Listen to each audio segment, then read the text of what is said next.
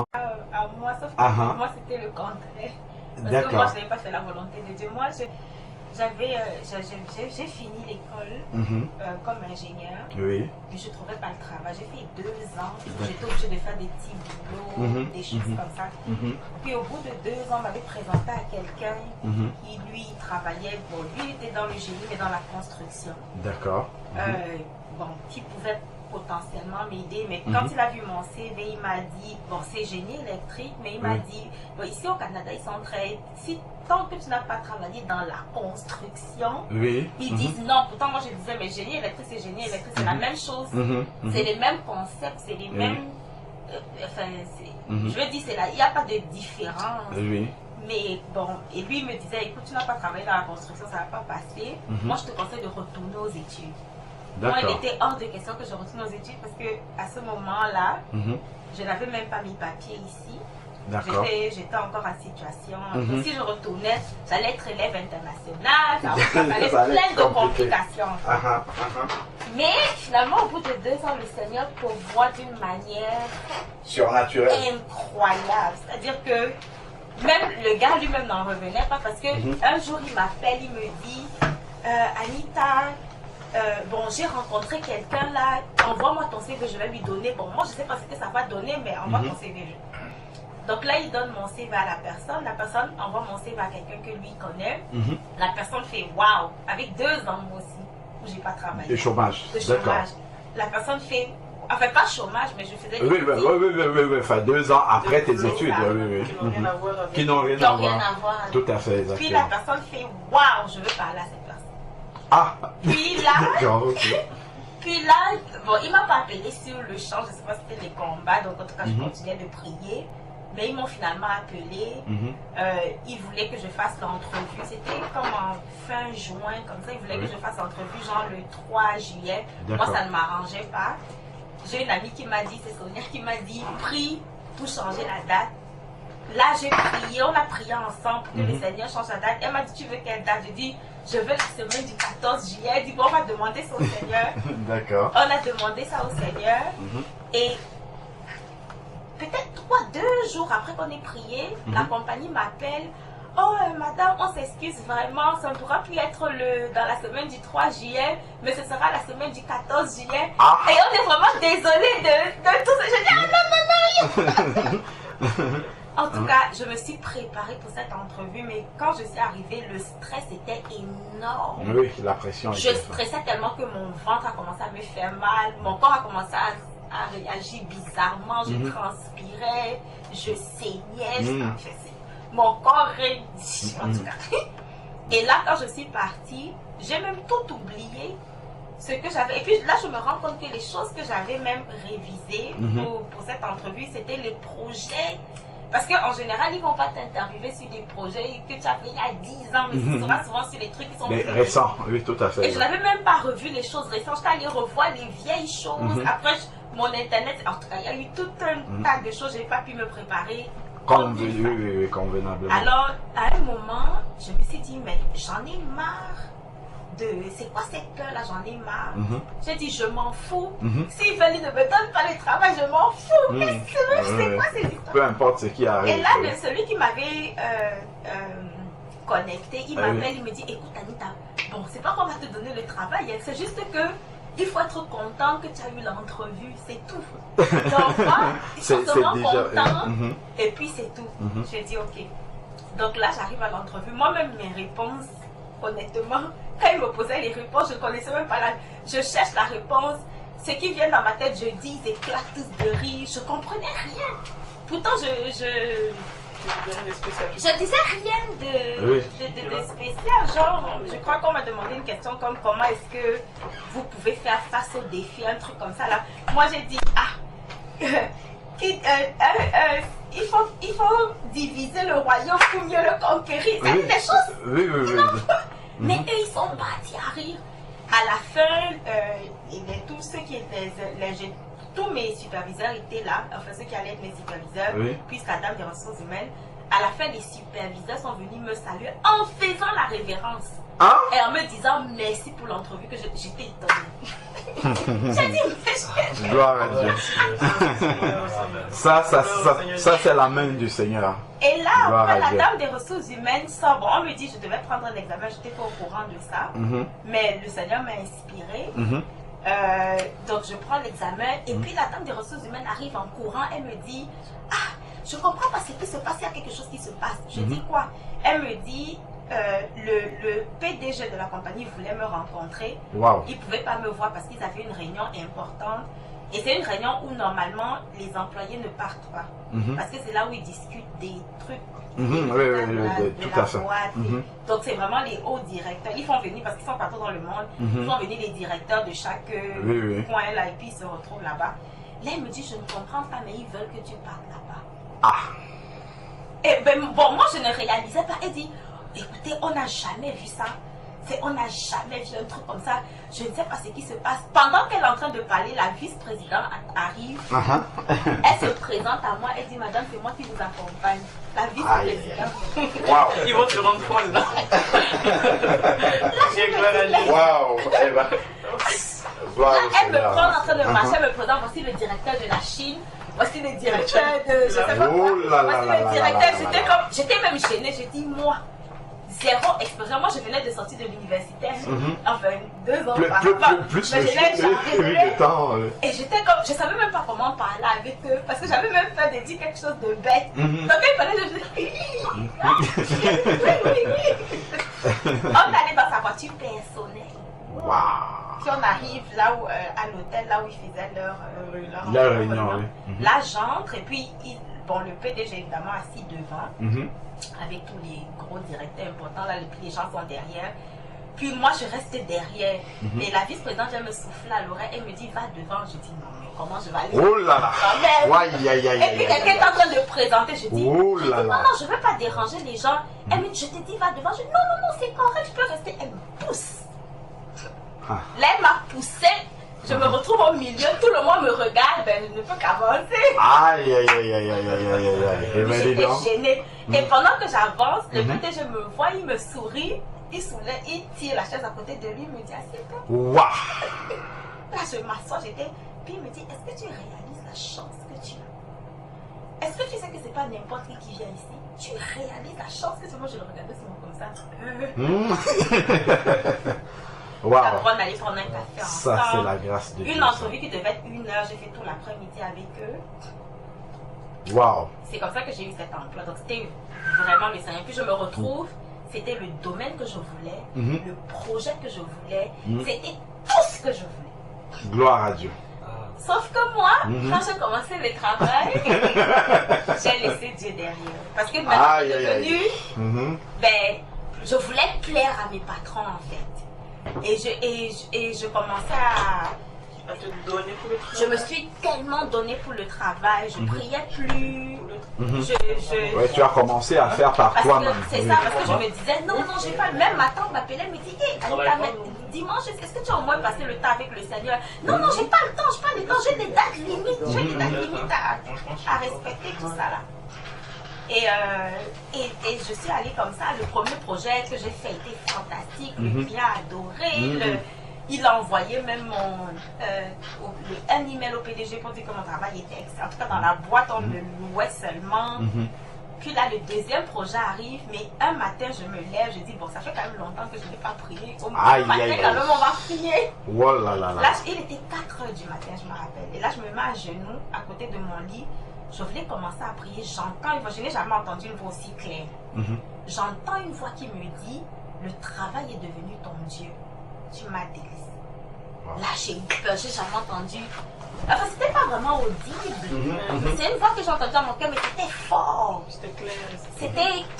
C'était pas, enfin, là j'ai paniqué, j'ai commencé à pleurer. Hey, Seigneur, comment tu peux dire, je t'ai pas abandonné. Hey, non, je reviens, je t'ai pas abandonné. Mais là, je crois 3 semaines après, il s'est passé un truc au travail où j'étais en train de travailler sur le projet, mon superviseur arrive, il me dit, j'avais en fait des instructions que je devais respecter, il arrive, il me dit, écoute, il me donne autre chose.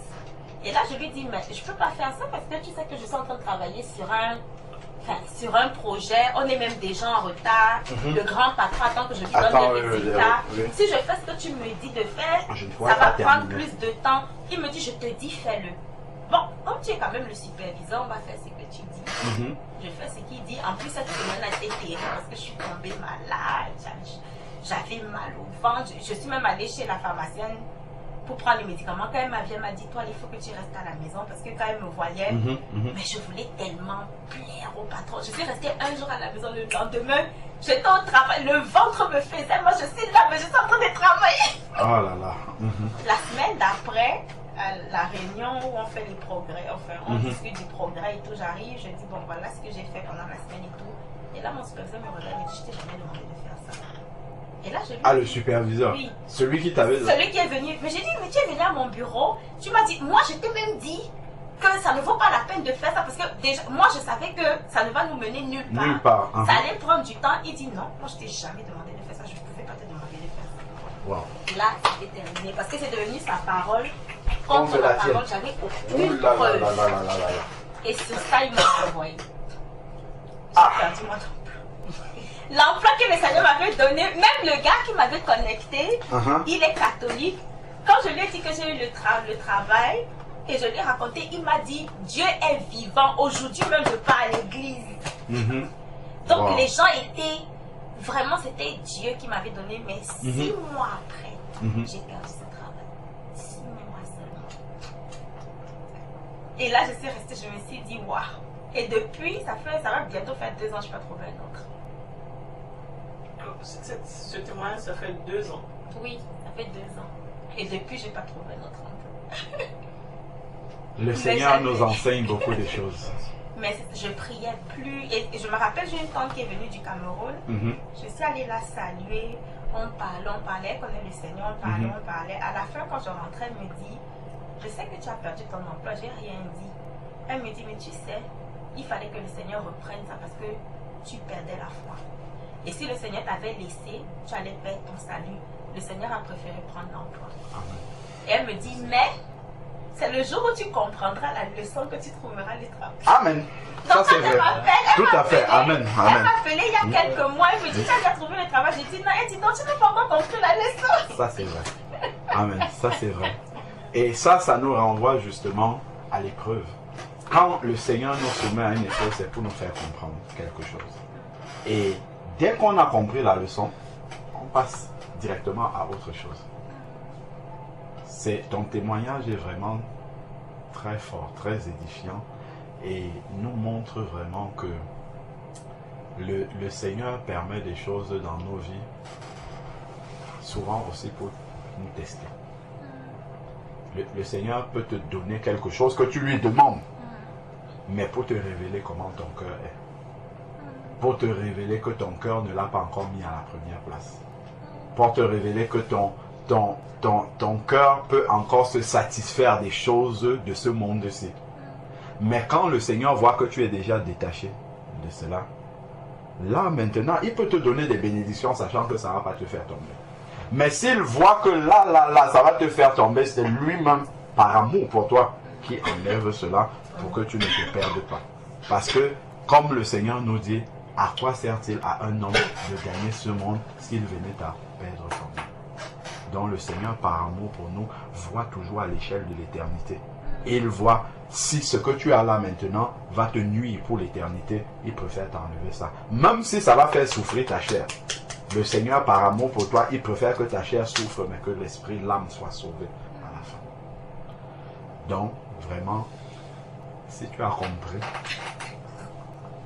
prie pour que le Seigneur t'aide à comprendre vraiment que le travail ou quoi que ce soit ne doit jamais remplacer Dieu dans ton cœur. Au contraire, lorsque tu reçois une grâce de Dieu comme celle-là, ça doit t'amener à réaliser en fait que tu es petit et que ce n'est que la grâce de Dieu qui peut t'élever. Donc tu dois t'appuyer davantage sur le Seigneur et non sur tes propres moyens, et non sur tes propres forces, et non sur tes propres efforts. C'est vrai que dans le travail, le Seigneur nous dit dans sa parole d'Éphésiens chapitre 6, je crois, et Colossiens 3, de travailler comme pour nos patrons comme pour lui. Mais cela ne signifie pas que nous devons commencer à chercher la faveur des hommes. C'est-à-dire que tu travailles bien dans ton travail, pas pour être apprécié de tes supérieurs, mais tu fais ce que le Seigneur te demande de faire pour être une lumière. C'est-à-dire que tu le fais pour glorifier le Seigneur et non pour plaire aux hommes. C'est ça. Et quand tu as compris ce détail-là, ce n'est pas que ça va t'amener à faire mal ton travail. Au contraire, tu vas faire bien ton travail, mais dans une certaine limite. C'est-à-dire que ce travail-là, tu ne vas pas passer les bornes où maintenant, voilà, on travaille pour la carrière professionnelle, pour l'ascension professionnelle. Non, tu ne seras pas là dans cette démarche-là, mais tu seras là simplement pour rendre témoignage au Seigneur. Pour que quand on voit ta manière de travailler, que l'on sente quelqu'un de consciencieux, ainsi de suite. Et à l'occasion, si on te pose la question, ben c'est le Seigneur qui me permet de travailler comme ça. Ça te permet de rendre témoignage. Parce que même ton travail est une adoration pour le Seigneur si tu le fais comme pour le Seigneur. Non pas pour plaire aux hommes, mais pour rendre gloire au Seigneur au travers de ton travail. Et le Seigneur lui-même, il regarde nos cœurs, il regarde quelles sont nos motivations, qu'est-ce que nous visons derrière cela. S'il voit que dans nos cœurs, il y a un intérêt quelconque que nous visons pour nous-mêmes humainement, pour pouvoir gagner la confiance des hommes, parce que nous commençons, au lieu de nous appuyer sur le Seigneur, nous commençons à nous appuyer sur les hommes pour attendre quelque chose de le Seigneur, c'est que non, on n'a pas encore compris. Ce qu'il faut, c'est de rester et de s'appuyer sur lui. Quel que soit ce que j'ai, ce n'est pas parce que j'ai beaucoup travaillé, ce n'est pas parce que j'ai bien travaillé. Tout est donné par la grâce de Dieu. Faveur imméritée, je n'ai rien mérité. Seigneur, que toute la gloire te revienne. Ce n'est pas parce que j'aurais tellement travaillé, ainsi de suite, que les choses sont arrivées. C'est simplement parce que tu m'as fait grâce. Et justement, parce que le diable peut profiter, effectivement, d'une grâce qu'on a obtenue comme ça de la part du Seigneur pour nous amener sur un autre chemin, pour nous amener, pour nous éloigner du Seigneur. Et si on n'est pas réveillé spirituellement pour discerner que là il faut faire attention, là ce n'est pas, là on a pris le chemin large, on n'est plus sur le chemin étroit, on a pris la voie large, ben on va s'embourber là-dedans sans s'en rendre compte. Le malin est très subtil pour endormir notre pensée. C'est-à-dire qu'on va laisser le Seigneur sans même s'en rendre compte. Tu vas commencer à faire les prières de 5 minutes juste pour la conscience. Pour satisfaire juste ta conscience. Et donc, c'est dans ta communion personnelle avec le Seigneur que le Seigneur te réveille. Il te dit, attention, tu as abandonné ton premier amour. Ce qui t'avait amené celui qui t'a donné tout cela, tu l'as oublié. Et vraiment, c'est bien si entre-temps tu as pris conscience vraiment de ce que le Seigneur avait fait, que tu lui as rendu grâce pour cela, que tu t'es repenti. C'est très important.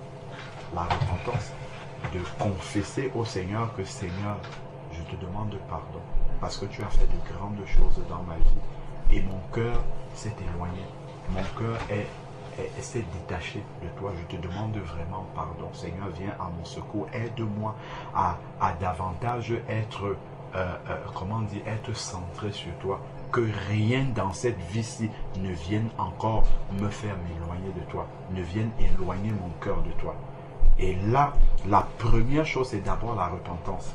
Quand tu seras passé vraiment par la repentance, la Bible nous donne la définition de la repentance dans Proverbe 28, verset 13. Il est dit, celui qui cache ses transgressions ne prospère pas, mais celui qui les confesse et qui les délaisse. C'est-à-dire demander pardon à Dieu et prendre l'engagement de ne plus le faire. En s'appuyant sur lui pour qu'il te donne la force de ne plus le faire, le Seigneur va le faire. Déjà, la repentance montrera au Seigneur que tu as pris conscience que tu n'as pas bien agi.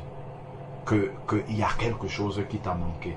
Ensuite, après la repentance, la prière maintenant pour demander le discernement au Seigneur pour qu'une telle situation ne t'arrive plus.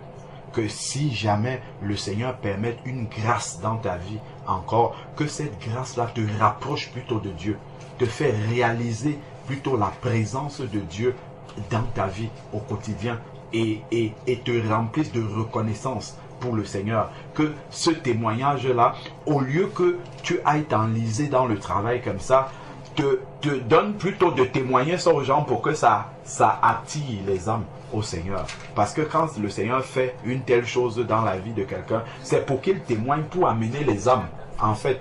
Pour que ça montre aux âmes que Dieu est puissant, qu'il peut intervenir quel que soit le domaine, que ce soit le travail, que ce soit les papiers, que ce soit la santé, que dans beaucoup de domaines, que Dieu est puissant pour toucher n'importe lequel des domaines de notre vie, dont le plus important n'est pas ce que Dieu donne, mais c'est de chercher celui qui donne. Une fois que tu as celui qui donne avec toi, tu marcheras et il donne en son temps quand il veut. Ce n'est plus ça le plus important. Donc c'est ce à quoi Dieu veut vraiment t'amener. Donc ces étapes-là, retiens-les bien, c'est de commencer par la repentance. C'est la première chose, la repentance par rapport à ça. Confesser vraiment au Seigneur que tu es conscient de ce qu'il a fait pour toi, les grandes choses, que tu es reconnaissante vraiment de ça. Lui demander pardon d'avoir agi de cette façon-là en l'oubliant et ensuite lui demander la force et le discernement pour ne plus tomber voilà. Et ça, après avoir fait ce travail-là, le Seigneur va te restaurer complètement. Il va te restaurer sachant que tu as compris les choses en profondeur et il va t'amener dans une nouvelle école maintenant. Parce que le Seigneur ne vient pas pour nous détruire. Ces projets dans nos vies, ce n'est pas pour nous détruire, mais c'est pour nous construire. C'est pour nous construire. Donc même une épreuve, par exemple ton chômage que le Seigneur a permis jusqu'à présent, ce n'est pas parce que Dieu est en train de te punir de ce que tu avais fait. Ce n'est pas ça. Ce n'est pas comme ça que Dieu est. Il n'est pas en train de te punir. Il est en train de te donner une leçon pour que tu comprennes. En fait, c'est ça. Tu vois, Dieu. Sinon, en fait, on va prendre Dieu pour un papa méchant, fouettard. Dès que son enfant a échoué, il est tout de suite avec le, tu vois. Mais c'est ce que ma tante aussi me disait, parce que on connaît d'autres personnes qui ne sont pas. C'est pas que je ne les connais peut-être pas intimement, oui. Oui, donc je ne peux peut-être pas comme mettre ma main au feu, mais sinon, de ce que je connais, c'est des personnes qui ne sont pas très affermies dans le Seigneur, qui ne sont pas, tu vois, qui font le minimum de ce qu'ils doivent faire. Oui. Mais qui ne sont pas autant frappés, je veux dire. Ah, ça c'est un bon sujet, ça. C'est un bon sujet, pourquoi? Parce que la parole de Dieu nous dit que, c'est dans 1 Corinthiens chapitre 10, verset 13, il ne nous est survenu aucune tentation qui ne soit humaine. Ça veut dire quoi? Ça veut dire que lorsque le Seigneur permet une épreuve dans ta vie, c'est parce que tu peux supporter. Tu vois donc, les personnes dont tu parles là ne sont pas encore à un niveau de foi qui leur permet de supporter certaines épreuves. Donc Dieu si Dieu leur amène ton épreuve là, ils vont abandonner la foi. Parce que leurs épaules spirituelles ne sont pas capables de porter ça. Donc Dieu dose l'épreuve en fonction de ce qu'on est capable de supporter. Tu vois? Donc ces personnes... Voilà. Donc, mais... Si ça t'arrive, c'est parce que tu es capable. Lisons le verset. Parce que Dieu ne se trompe pas. Il ne va pas prendre l'épreuve de la sœur Gina pour te donner, prendre ton épreuve pour donner à Francine. Non, il donne à chacun en fonction de ce qu'on est capable de supporter. Hein? Et puis en fonction de là où il veut nous amener. Parce que Dieu a une direction pour chacun d'entre nous. Toi, tu as fait les études d'électricité, moi d'informatique, l'autre a fait... Donc, en fonction de la filière où on a pris, on prend une direction différente. Donc, Dieu donne les épreuves en fonction de là où lui t'amène. Tu vois, s'il permet une épreuve dans ta vie, c'est que déjà, d'après 1 Corinthiens 13, 10, commençons par là, 1 Corinthiens 10, 13. 1 Corinthiens chapitre 10, verset 13. 1 Corinthiens 10. Ok, c'est juste... Ah, c'est parti. Ouais.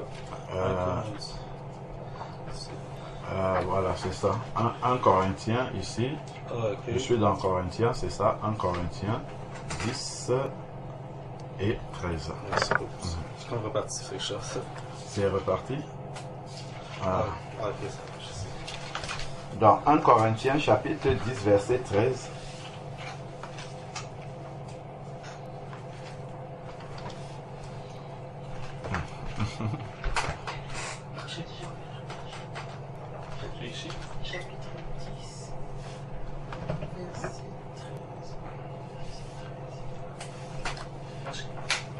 1 Corinthiens 10, verset 13. Regarde ce qu'il dit. Il dit, aucune tentation ne nous est survenue qui n'ait été humaine, c'est-à-dire supportable humainement. Aucune tentation. Il n'y en a aucune. Donc, quand le Seigneur laisse arriver, par tentation, tu peux remplacer et mettre épreuve. Donc, quand le Seigneur laisse arriver une épreuve dans ta vie, c'est parce que tu es capable de supporter. Déjà donc. Donc, quand tu commences à pleurer, oh Seigneur, c'est trop dur, je ne peux pas. Dieu dit non, mon enfant, en fait, tu peux supporter.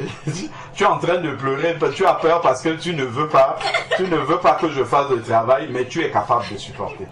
Donc, c'est pour ça qu'il nous dit déjà, aucune tentation ne vous est survenue qui n'ait été humaine, donc supportable humainement. Dieu est fidèle. Donc ça nous montre déjà que Dieu ne va pas nous abandonner. Dieu est fidèle. Donc dans l'épreuve, il est là. Il est là, il ne nous abandonne pas, il se met de côté et il regarde comment l'épreuve est en train de nous écraser. Non, Dieu est fidèle, il est là. Il ne nous abandonne pas. C'est ça, la fidélité, c'est celui qui n'abandonne pas les siens. Donc Dieu est fidèle. Et il ne permettra pas que vous soyez tentés au-delà de vos forces. Voilà maintenant. Il ne permettra pas ça. Donc, il ne laissera pas arriver 1 Corinthiens 10, verset 13.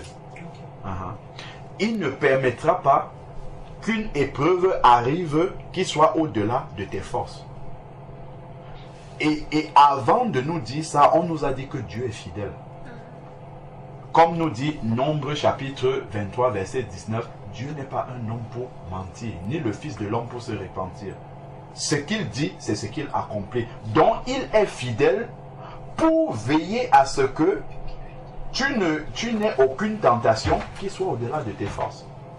C'est comme ça qu'il faut comprendre. Il est fidèle pour veiller à ce que aucune tentation n'arrive dans ta vie qui soit au-delà de tes forces. C'est important de le comprendre. Donc, si une épreuve est installée dans ta vie, il faut être sûr et certain que tu peux supporter ça déjà. Même si tu crois que tu ne peux pas supporter, Dieu, lui, sait que tu peux supporter. Donc, et maintenant, la suite c'est, mais avec la tentation ou mais avec l'épreuve, il donnera le moyen de s'en sortir. C'est Dieu, parce qu'il est fidèle, qui donnera le moyen de s'en sortir. Donc, quand tu vois une épreuve arriver, tu peux commencer à te poser les questions. Oula, je ne vois pas le bout du tunnel. Je ne vois pas comment ça peut se terminer. Les années sont en train de passer. Ceci est en train de passer. Ainsi de suite. Mais Dieu, lui, sait comment ça va se terminer. Donc, quand une épreuve arrive, ce n'est pas la taille de la difficulté. Ce n'est pas la taille de la montagne qui est devant toi qui impressionne le Seigneur. Rien n'impressionne le Seigneur. Le Seigneur attend juste que tu réagisses de la bonne façon. Quelle que soit la montagne qui est devant toi, quelles que soient les difficultés, ce que tu as raconté, comme celui que j'ai raconté, une situation peut avoir duré des années et des années. Dieu résout ça en quelques minutes comme ça. 2, 3 ans, 4 ans d'une situation qui a perduré. Dieu résout ça en un événement comme ça, en 5-10 minutes. C'est comme si ça n'avait pas duré. Il résout ça. Pourquoi? Parce que les conditions sont réunies pour que ça puisse être résolu. Dieu, donc, le Seigneur a la clé, comme il dit dans Apocalypse, j'ouvre une porte, personne ne peut la fermer. C'est lui qui tient les clés. Il est capable de dire un seul mot, la situation là s'arrête tout de suite. Donc ce n'est pas ça qui est le plus difficile pour le Seigneur. Ce que lui il attend simplement, c'est qu'on ait compris la leçon, comme ta tante t'a expliqué, que tu aies réagi dans l'épreuve comme elle veut que tu réagisses. Une fois que tu as réagi comme il voudrait que tu réagisses, ça veut dire que tu as compris, il t'a enseigné quelque chose, on passe à la leçon suivante, l'épreuve s'arrête, on passe à autre chose. Donc, moi par exemple, quand j'avais perdu le travail pendant les 1 an et demi, je ne priais pas en disant dans mes prières, Seigneur, donne-moi un autre travail. Seigneur, éclaire-moi pour que je comprenne pourquoi je suis dans cette situation-ci. Qu'est-ce que tu attends de moi? Point. C'était ça ma seule prière. Seigneur, ouvre mes yeux pour que je comprenne pourquoi tu as permis ça. Qu'est-ce que tu attends de moi? Qu'est-ce que tu veux travailler en moi? Qu'est-ce que je dois comprendre? C'est tout. Parce que je sais que ça, c'est la clé de la fin de l'épreuve. C'est tout. Une fois que j'ai compris ça, c'est terminé. Le Seigneur m'a permis de comprendre que tu n'es pas dépendant de ton travail. Ce n'est pas parce que tu as le travail que tu vis. Je suis capable, si je nourris les oiseaux du ciel qui ne sèment ni ne moissonnent, je suis capable de te nourrir. Tu peux faire 1 an et demi de chômage, tu continues à vivre comme avant sans que rien ne change. Je suis capable de te faire ça. Comme je suis capable du jour au lendemain de te prendre là, de te donner un travail, de te donner un salaire. Mais il ne faut pas que ton cœur change. Que ton cœur soit toujours le même. Quelles que soient les épreuves, les circonstances qui arrivent dans ta vie, que ta relation avec moi soit toujours la même. Quand j'étais dans la période de chômage où en plus ma maman était décédée, tu me voyais louer le Seigneur, adorer le Seigneur, parler du Seigneur. Tu ne pourrais pas imaginer que celui-ci il a un problème. Il n'y avait aucune différence d'avant. Aucune différence. Et il n'y avait pas une angoisse par rapport au travail, par rapport à le temps en train de passer. Non. Seigneur, je sais que si tu as permis ça, il y a une voie de sortie, c'est ce qui est écrit ici, que toi-même tu connais et tu sais quand est-ce que tu vas amener cette voie de sortie-là. La seule chose que je te demande, Seigneur, je t'en supplie que je ne passe pas à côté de ce que tu voulais me montrer. Parce que quand Dieu permet une épreuve, si on pleure trop, par amour pour nous, Dieu peut arrêter l'épreuve. Mais en arrêtant, ce que tu vas trouver devant, ça sera plus difficile que ce que tu as. Donc, autant mieux passer la formation maintenant. Comme ça, tu seras prêt pour la suite. Quand tu vas arriver sur la suite, tu seras armé et puis tu pourras passer l'épreuve vraiment sans aucun problème. Donc, dans l'épreuve, le Seigneur attend de nous que nous réagissons. C'est une leçon qu'il veut nous enseigner. Et l'épreuve permet de valider les enseignements que le Seigneur nous a donnés. C'est comme à l'école. Tu suis des cours, et après, tu suis des cours, et après, il y a des examens. Donc l'épreuve arrive dans ta vie pour valider un cap avec le Seigneur, un cap de foi. Donc l'épreuve vient pour valider que, bon voilà, ma fille, je lui ai déjà donné suffisamment de théorie. Il faut maintenant qu'on voit sa pratique dans sa vie. Donc il envoie l'épreuve maintenant. Ben, si tu passes, tu vas en classe supérieure. Si tu échoues, tu restes dans la même classe. C'est la même chose avec le Seigneur. Si tu ne passes pas l'épreuve, tu restes au même stade. Ça dure, tu reprends les classes, ben, jusqu'à ce que tu aies compris ce que le Seigneur attend de toi et puis tu passes à une classe supérieure. Donc c'est ça. Et même dans Jacques chapitre 1, il nous dit une parole d'encouragement par rapport aux épreuves. Pour qu'on ne vive pas, si vous pouvez l'aider, pour qu'on ne vive pas l'épreuve comme étant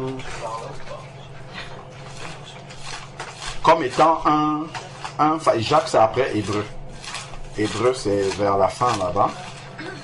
Jacques chapitre 1.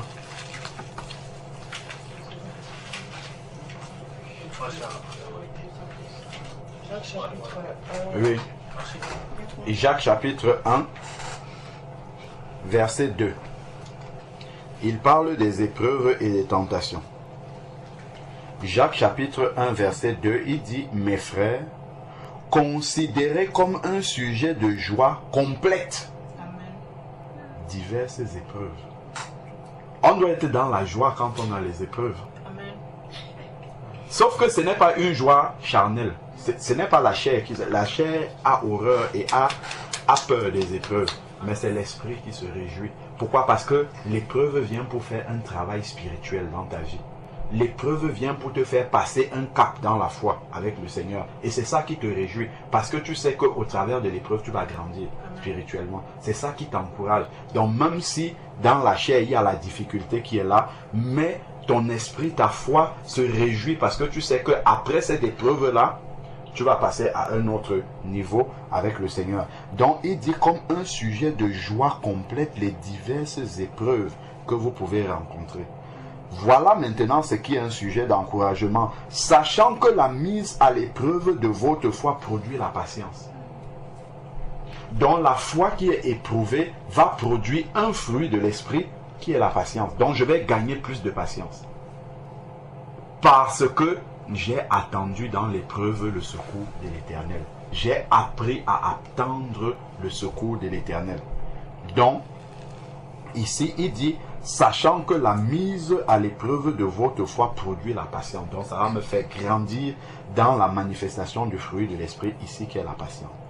Il faut que la patience accomplisse une œuvre parfaite dont l'épreuve vient pour m'amener à être parfaite devant le Seigneur, pour gagner en perfection devant le Seigneur, sachant que le but du Seigneur dans notre vie, c'est de nous amener tous à la stature parfaite de Christ. C'est ça. Donc l'épreuve va me rapprocher un peu plus de la stature parfaite de Christ. Donc ensuite ici il dit, la patience accomplisse une œuvre parfaite afin que vous soyez parfaits et accomplis. Donc le Seigneur amène l'épreuve dans notre vie pour que nous devenions parfaits et accomplis. S'il ne permet pas des épreuves dans nos vies, nous ne serons jamais parfaits et nous ne serons pas accomplis dans nos vies. Donc on n'aura pas atteint le but. On n'aura pas atteint l'objectif. Donc c'est par amour que Dieu nous envoie les épreuves. C'est vrai que dans la chair, on peut considérer et dire que Dieu ne nous aime pas, mais c'est parce qu'il nous aime tellement qu'il nous envoie des épreuves. La Bible nous dit que Dieu a tant aimé le monde qu'il a envoyé son Fils unique. Dieu aimait tellement son Fils unique, Jésus-Christ, qu'il a envoyé sur la terre. Regardez quelle a été la souffrance de Jésus-Christ. Quelles ont été les épreuves de Jésus-Christ alors que Dieu l'aimait tellement. Donc, ces épreuves-là sont un signe de l'amour de Dieu pour nous. Pas la souffrance qui arrive, ce n'est pas là qu'on voit l'amour, mais c'est le but de l'épreuve. C'est ça qui montre l'amour de Dieu pour nous. C'est que Dieu veut nous amener à un stade plus excellent dans notre relation avec lui. Il veut nous rapprocher davantage de lui au travers de l'épreuve. Il veut nous faire gagner ce qui est le plus précieux, ce qui est le plus important. Que notre chair ne reste pas simplement attachée à ce qu'on voit, ce qui est là immédiat, qui fait un bonheur qui ne dure pas, un bonheur éphémère. C'est important de comprendre que le but de l'épreuve, c'est cela. Quand on voit par exemple, on parlait tout à l'heure des Israélites qui sont sortis du désert, qui sont sortis de l'Égypte. Ça c'est lorsque on disait tout à l'heure, on est sorti de la vie de péché qui est représentée par l'Égypte. On a traversé la mer Rouge, les eaux du baptême. Mais après, si on lit dans Exode 13 et Exode 14, le Seigneur aurait pu faire que les enfants d'Israël arrivent directement à Canaan, qui est la destination finale. Mais dès qu'ils ont traversé le baptême comme ça, dans la mer Rouge, devant eux, il y avait le désert. Il y avait les épreuves. Après le baptême, il y aura les épreuves, il y aura le désert. Donc, ne t'attends pas à sortir des eaux du baptême et entrer au paradis. Non, non. On ne sort pas des eaux du baptême, on entre au paradis. On sort du baptême et là, le désert est là devant nous. Là, les épreuves vont arriver maintenant. Les épreuves, et c'est normal. S'il manque des épreuves, ça veut dire que ta marche spirituelle ne sera pas bonne. Pourquoi? En fait, après être sorti des eaux du baptême, dans le cœur, il y avait encore l'Égypte. Il y a encore le monde. Il y a encore les aspirations, les projets de ce monde. Ah, je veux me réaliser, je veux faire... Le Dieu veut enlever tout ça de notre cœur. C'est pour ça qu'il permet ces épreuves-là. Pour que le seul trésor qu'on ait dans notre vie, que ça soit Dieu. Qu'il ait la première place en tout. Que peu importe la bénédiction qu'il envoie dans notre vie, que ça ne change pas notre relation avec lui. Au contraire, qu'au travers de cette bénédiction-là, que nous recherchions comment on peut utiliser cette bénédiction pour attirer des âmes à lui, pour glorifier son Saint-Nom. C'est ça.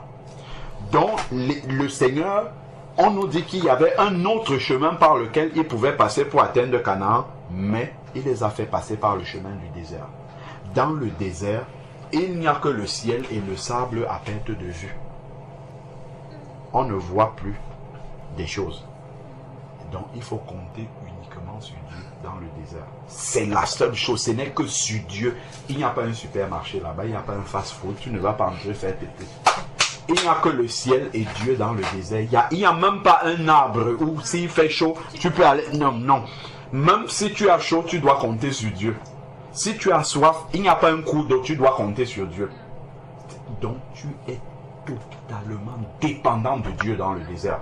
C'est pour ça que Dieu a amené les Israélites là-bas, pour être dépendants de lui. Les Israélites, lorsqu'ils étaient en Égypte, ils ont vu Dieu intervenir. Dieu a ouvert la mer Rouge.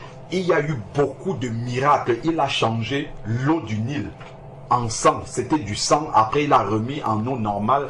Il a mis les sauterelles dans le pays. Après, il a enlevé. Donc, Dieu s'est manifesté puissamment aux Israélites pour leur montrer qu'il est vivant, qu'il existe véritablement. C'est ça que Dieu fait dans nos vies aussi.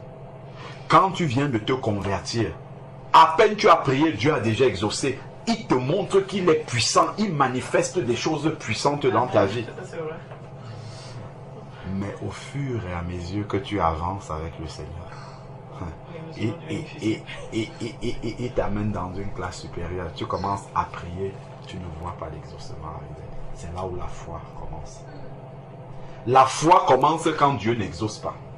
C'est là où la foi commence à être éprouvée. Dieu t'amène dans le désert.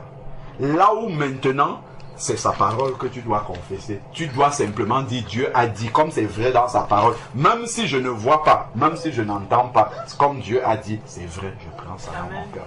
C'est ça le but du désert. Là où il n'y a pas, il n'y a que Dieu sur qui tu dois compter pour tout. Il n'y a pas une seule chose sur laquelle tu ne peux pas compter. Tu es obligé de compter sur Dieu. Donc dans le désert, c'est pour que nous apprenions à prendre la parole de Dieu comme le seul instrument sur lequel nous nous appuyons pour baser notre foi.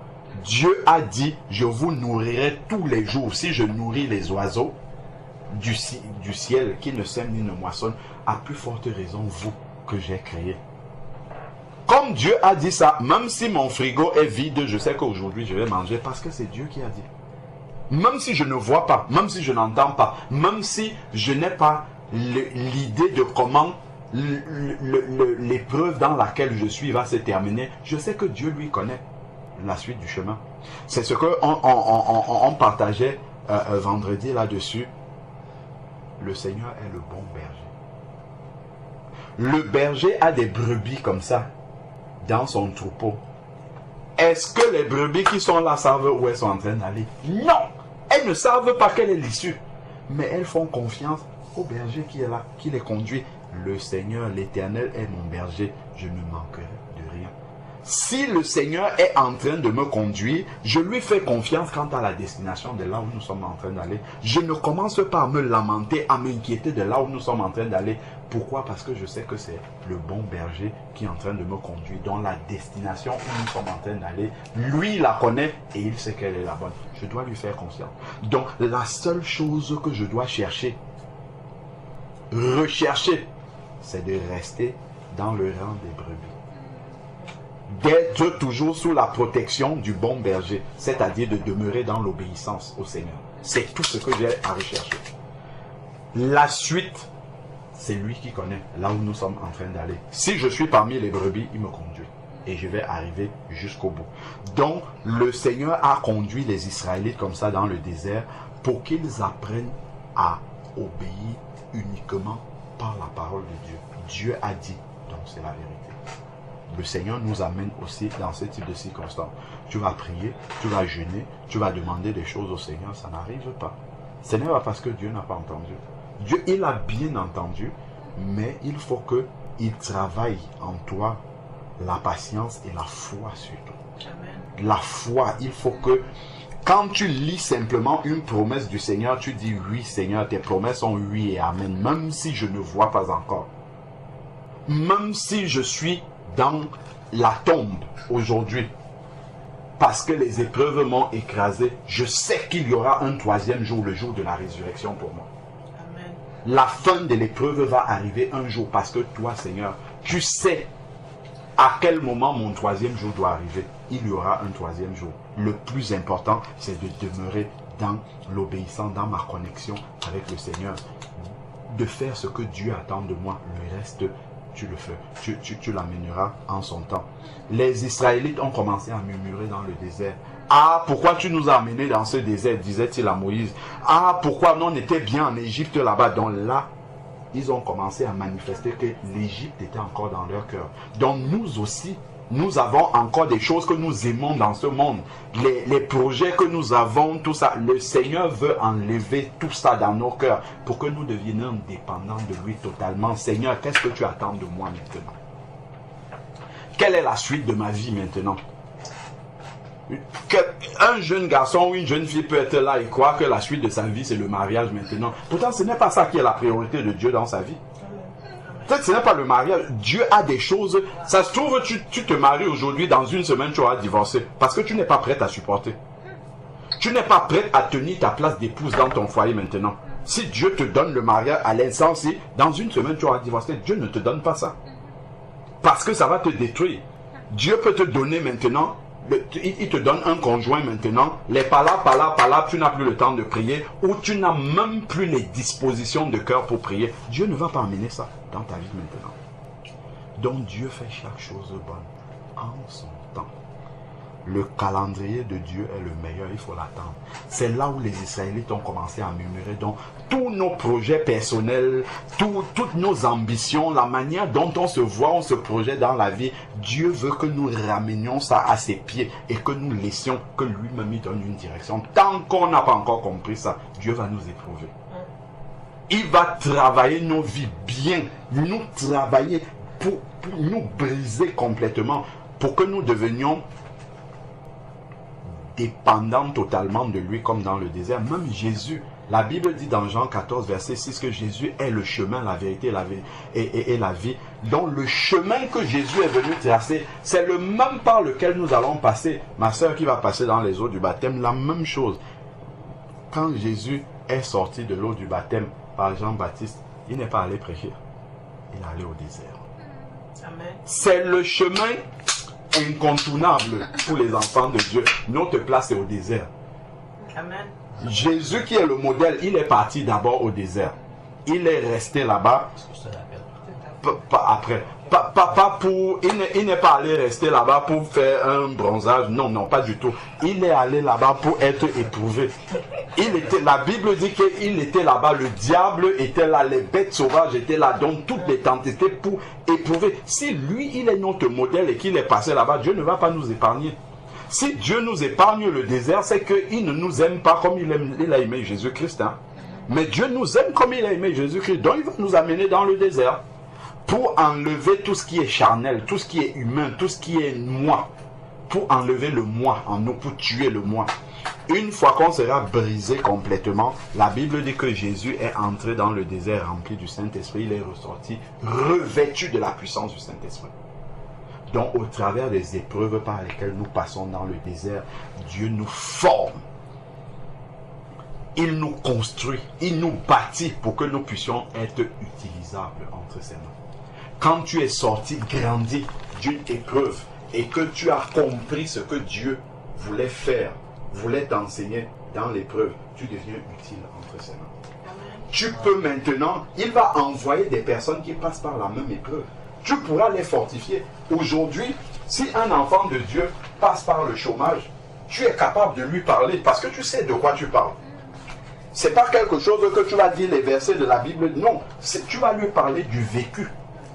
De ce que comment est-ce que dans ces moments-là, il y a eu des moments de crainte, il y a eu des moments d'hésitation, il y a eu des moments de ça, mais comment Dieu t'a fortifié?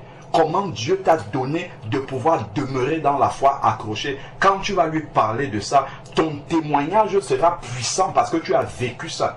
Donc tu vas communiquer à la personne avec laquelle tu le partages, tu vas communiquer la vie à la personne parce que ton témoignage c'est du vécu, c'est quelque chose que tu as vécu. Voilà pourquoi Dieu, il nous laisse aussi passer par ces épreuves pour nous former afin de nous utiliser pour les autres. Afin d'utiliser nos vécus pour que ça puisse aider les autres. Ça c'est important. C'est vraiment important pour que le témoignage de notre foi ne soit pas que théorique. Il est écrit ça, oui, on commence par il est écrit, mais en plus de ce qu'il est écrit, j'ai vécu ça. Et quand tu vas parler de ça à quelqu'un, la personne sera touchée. La personne réalisera que Dieu est vivant. Que Dieu, quand il vient dans une vie, il vient pour faire des choses concrètes, pratiques. dans la vie. Il ne vient pas comme ça, je suis converti, je lis juste ma Bible et rien ne se passe. Non. Il vient pour faire une œuvre pratique, concrète dans notre vie. Même quand tu vas parler à quelqu'un qui n'est pas converti, des difficultés, des problèmes que tu traverses, lui, il peut même être inquiet pour toi. Mais quand il verra vraiment l'assurance avec laquelle tu traverses cette épreuve, lui-même va réaliser qu'il lui manque quelque chose. Que lui, s'il était dans ta situation, ou s'il est dans ta situation, il n'arrive pas à les affronter de la même manière. Et c'est là où tu pourras ouvrir la bouche et lui témoigner que, sache en fait que je suis tout aussi faible devant cette épreuve-là que toi, mais Dieu est mon soutien. L'Éternel est mon berger, il est mon rocher inébranlable. C'est parce que je m'appuie sur lui, que je compte sur lui, que je ne crains aucun mal. Même si je traverse la vallée de l'ombre de la mort, je ne crains aucun mal parce que son bâton et sa houlette me rassurent. L'Éternel est avec moi et je ne craindrai pas. Donc c'est ça qui te donne la possibilité de pouvoir témoigner à quelqu'un qui ne connaît pas le Seigneur. Donc là, c'est vraiment du vécu. C'est l'évangile vivant. Et l'évangile vivant parle dans les cœurs, parle dans les vies des personnes. Parce que ce n'est pas théorique. C'est pour ça que le Seigneur a laissé son trône dans le ciel. Il est descendu ici sur la terre pour nous montrer comment vivre, pour incarner la vie. Parce que les prophètes, ils avaient prêché déjà la parole. Mais personne n'avait jamais vécu la parole entièrement. Pour qu'on voit comment la parole vivante est en marche. C'est pour ça que Jésus est descendu pour montrer aux gens comment on met en pratique la parole de Dieu. Comment on vit pour donner un modèle vivant de cette parole-là. Et c'est pour cette raison-là que le Seigneur veut nous amener à la stature parfaite de Christ pour que nous soyons aussi des modèles vivants pour ceux qui ne le connaissent pas. Et ça ne peut pas passer sans les épreuves. Jésus est passé par les épreuves, il est passé par le désert, donc Dieu ne peut pas utiliser un autre chemin que celui-là. Et ça serait vil que quelqu'un parle et dit, je ne sais pas comme sa situation à elle, je lui dis, tu sais, tu es capable et tout, mais parle de ta vie et toi, moi je travaille depuis toujours, ça va super bien. Mais ça n'aurait aucun poids. Je connais des gens comme ça en plus, qui sont chrétiens, mais la vie semble parce qu'après que tu vas partir de ça, tu vas encourager quelqu'un, tu vas faire toutes ces étapes-là. Ça va en plus être fortifiant parce que toi, tu as passé à travers ça. Oui, c'est clair que c'est pour cette raison. En fait, nous devons, quand nous comprenons le plan global de Dieu comme ça dans nos vies, en fait, on est moins surpris. On est moins surpris par ce qui nous arrive et nous sommes encouragés même parce que nous comprenons ce que Dieu est en train de faire dans nos vies. On comprend qu'il ne nous a pas abandonnés. Il est en train de faire un travail dans nos vies. Il est le maître du calendrier. Il sait là où est-ce qu'il est en train de nous amener. Il nous tient la main, il ne nous abandonne pas. Et ça nous encourage à persévérer. Ça évite que nous soyons dans les murmures. Parce que les épreuves entraînent d'être dans les murmures tout le temps. Ah, pourquoi ça? Quand on voit même un autre, mais Seigneur, moi aussi je suis ton enfant comme lui. Pourquoi lui, ça marche chez lui? Lui, il va à peine, il passe un entretien, il n'envoie même pas les CV, lui on l'appelle. Pourquoi lui? Pourquoi lui? Pourquoi lui? Mais tu ne sais pas que vous n'avez pas la même destination. Vous, le Seigneur ne fait pas le même travail dans vos vies. Le Seigneur est en train de t'amener dans... Le Seigneur est capable de... Je me rappelle d'un frère de qui j'étais assez proche. On était tout le temps ensemble, on évangélisait ensemble, tout ça. C'est un frère, dans sa famille, il est, comme on peut dire, la locomotive spirituelle. C'est lui qui tire, c'est un frère haïtien d'ailleurs, qui tire un peu toute la famille à Christ. La famille traîne le pas, tout ça, c'est lui qui motive tout le monde. Il est l'aîné, il a 2 petits frères. Il était en terminale. Il a fait le bac une première année, il a raté. Son deuxième petit frère l'a rattrapé, ils étaient ensemble. On a passé toute l'année, tous les samedis, on était dehors à évangéliser. Même la neige, des tempêtes de neige comme ça, on était dehors en train d'évangéliser et tout. Après, on donne les résultats du bac, il m'annonce qu'il a encore raté. Le jour-là, j'étais au travail, je suis allé dans la salle de bain, je me suis mis à genoux, j'ai pleuré devant le Seigneur. Je dis, Seigneur, comment une telle humiliation? Dans sa famille, on sait que c'est lui qui prie. Il est tout le temps, tous les samedis, nous sommes dehors pour évangéliser. Seigneur, pourquoi tu ne lui permets pas au moins d'avoir son examen à la fin de l'année. Pourquoi cette humiliation son petit frère a eu? Lui, il a raté d'abord la première année, son petit frère l'a rattrapé et son petit frère a eu, lui, l'a raté encore. J'ai dit, Seigneur, quelle humiliation, quel Dieu on va dire qu'il prie. Le Seigneur l'a laissé. Le deuxième petit frère est venu derrière, il a passé encore, il a encore raté. Seigneur, c'est pas possible ça. Mais le frère était, je me rappelle le jour là, on avait une veillée de prière ensemble. Et il y avait une autre sœur que j'avais invitée à la veillée de prière. Elle avait eu le bac, elle n'est pas venue à cette veillée de prière. Le frère n'avait pas eu son bac, je l'ai vu arriver à la veillée de prière. J'étais étonné, j'ai dit, waouh, quelle foi. Elle est venue, on a passé la nuit, on a prié. Je l'ai encouragé, je l'ai fortifié. Après une autre, l'année qui suivait, je crois qu'il faisait le bac pour la 3e fois. La 4e fois. Ou la oui, 3e ou 4e fois. Là maintenant. Tout seul une fois, le petit frère 2 fois, le second petit frère 3 fois. Donc, non, je crois qu'il a eu en même temps que son deuxième petit frère. Il a fait 3 fois.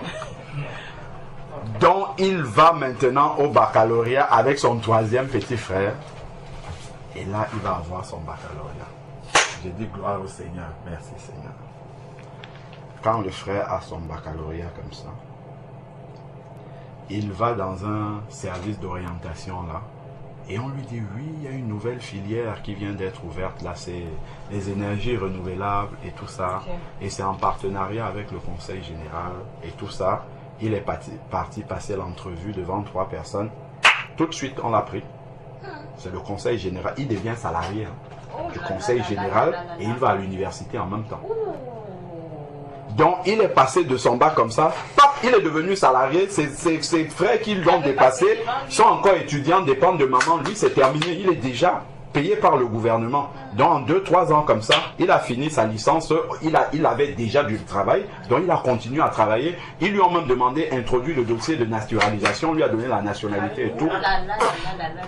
Donc, en 2-3 ans comme ça, le Seigneur a rattrapé toutes les années qu'il est passé au-dessus de tous ses frères. Il s'est marié le premier par rapport aux autres et tout.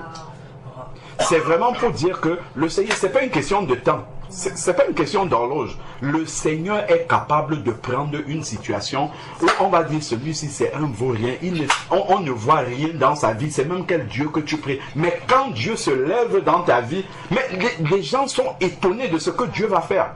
Ta situation va partir comme ça.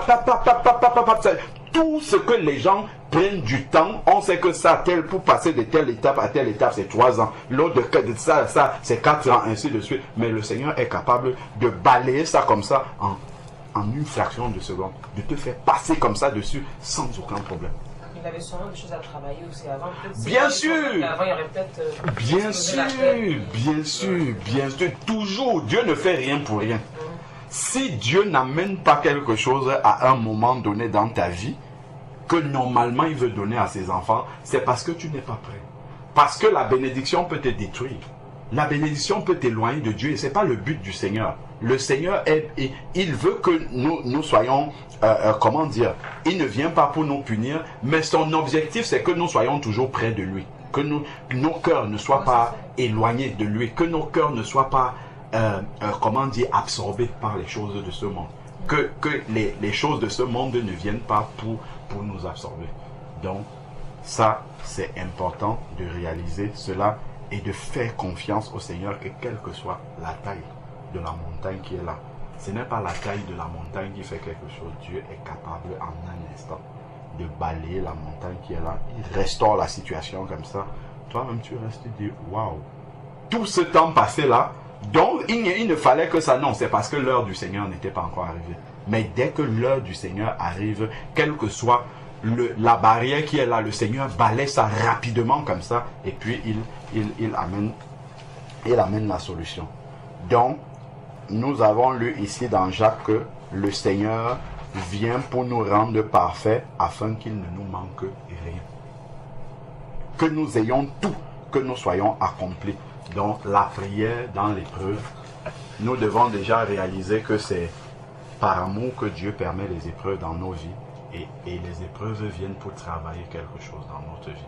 Le désert a un rôle indispensable dans notre vie. le désert est incontournable dans la vie d'un enfant de Dieu. Il faut que nous passions par le désert. C'est indispensable. Parce qu'un chrétien qui n'est pas passé dans le désert n'est pas utilisable par le Seigneur. Il est inutilisable entre les mains du Seigneur. Le Seigneur Jésus lui-même a dû passer d'abord par le désert pour apprendre l'obéissance et avoir la foi. Il nous montre que c'est dans le désert qu'on acquiert la foi. Et c'est dans le désert que tous les désirs charnels de notre cœur sont crucifiés. C'est dans le désert que tout ça s'est tué.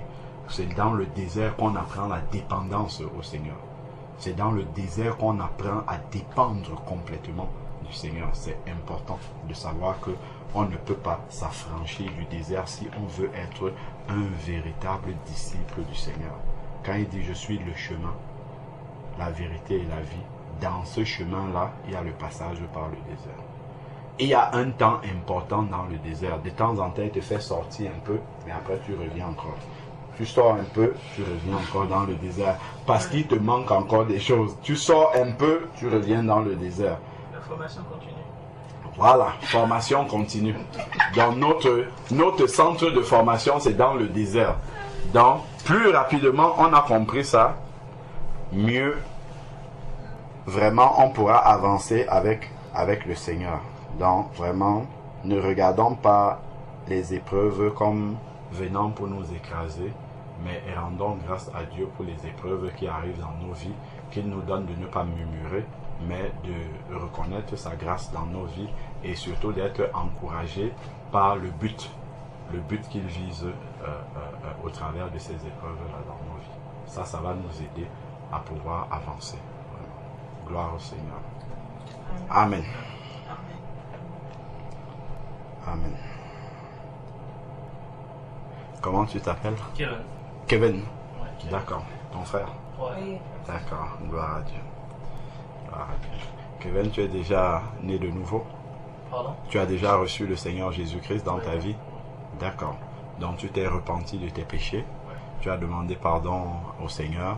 Tu as reçu Jésus-Christ comme ton Seigneur, comme ton Sauveur dans ta vie. D'accord. Gloire à Dieu. Et tu es passé dans les eaux du baptême? Non, pas encore. Pas encore. D'accord. Et tu attends quoi? Honnêtement, j'attends pas.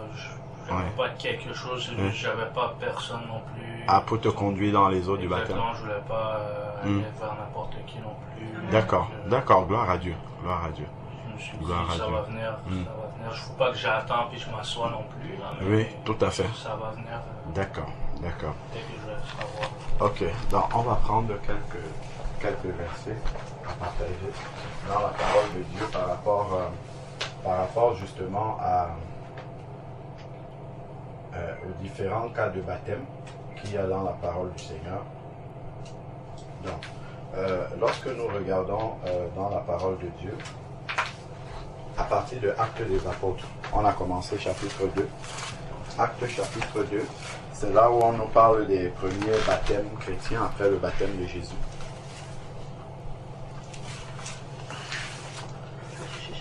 Parce que tout ce que nous vivons dans la foi doit être appuyé sur la parole de Dieu. Donc, dans Acte 2, nous avons lu tout à l'heure que dans le au verset 37, après avoir entendu cela, ils eurent le cœur vivement touché. Donc ce sont les personnes qui ont écouté la parole de Dieu lorsque Pierre prêchait le jour de la Pentecôte et leur cœur a été touché. Ils ont eu le cœur vivement touché et ils vont dire à Pierre tout de suite et aux autres apôtres, frères, que ferons-nous? Donc c'est qu'est-ce que nous devons faire pour être sauvés? Et Pierre va leur répondre au verset 38. Pierre leur dit, repentez-vous. Première chose. Donc demandez pardon à Dieu pour vos péchés, confessez vos péchés à Dieu et prenez l'engagement de ne plus le commettre. Première chose. Ensuite, 2, il dit, et que chacun de vous soit baptisé. Donc on voit qu'il n'y a pas, il ne doit pas avoir un temps entre le moment où on se repent du moment où on se baptise. Donc immédiatement qu'on est repenti, le baptême doit suivre directement. Pourquoi j'expliquais avant que tu n'arrives que lorsque tu te repens de tes péchés, la Bible dit dans Éphésiens chapitre 2 que nous étions morts par nos péchés. Donc lorsque tu te repens, il y a la nouvelle vie qui veut obéir à Dieu qui est là, et il y a l'ancienne vie qui péchait, qui est là aussi. Et les deux sont mélangés. Mais il ne faut pas que l'ancienne vie infecte la nouvelle vie. Donc, et la Bible dit que nous étions morts par nos péchés. Donc, il faudrait que quand on a un mort dans le domaine physique, là, il faut l'enterrer. Donc, on doit rapidement, pour que le mort qui est là n'infecte pas le nouveau là qui veut naître, qu'on te plonge dans les eaux du baptême au nom de Jésus. Et la puissance du nom de Jésus va laisser ta vie ancienne dans la terre, dans l'eau du baptême, et c'est la nouvelle personne qui va sortir. Et là, tu pourras pleinement vivre en nouveauté de vie. Tu vas recevoir l'Esprit de Dieu, c'est ce qui est écrit là, et vous recevrez le don du Saint-Esprit.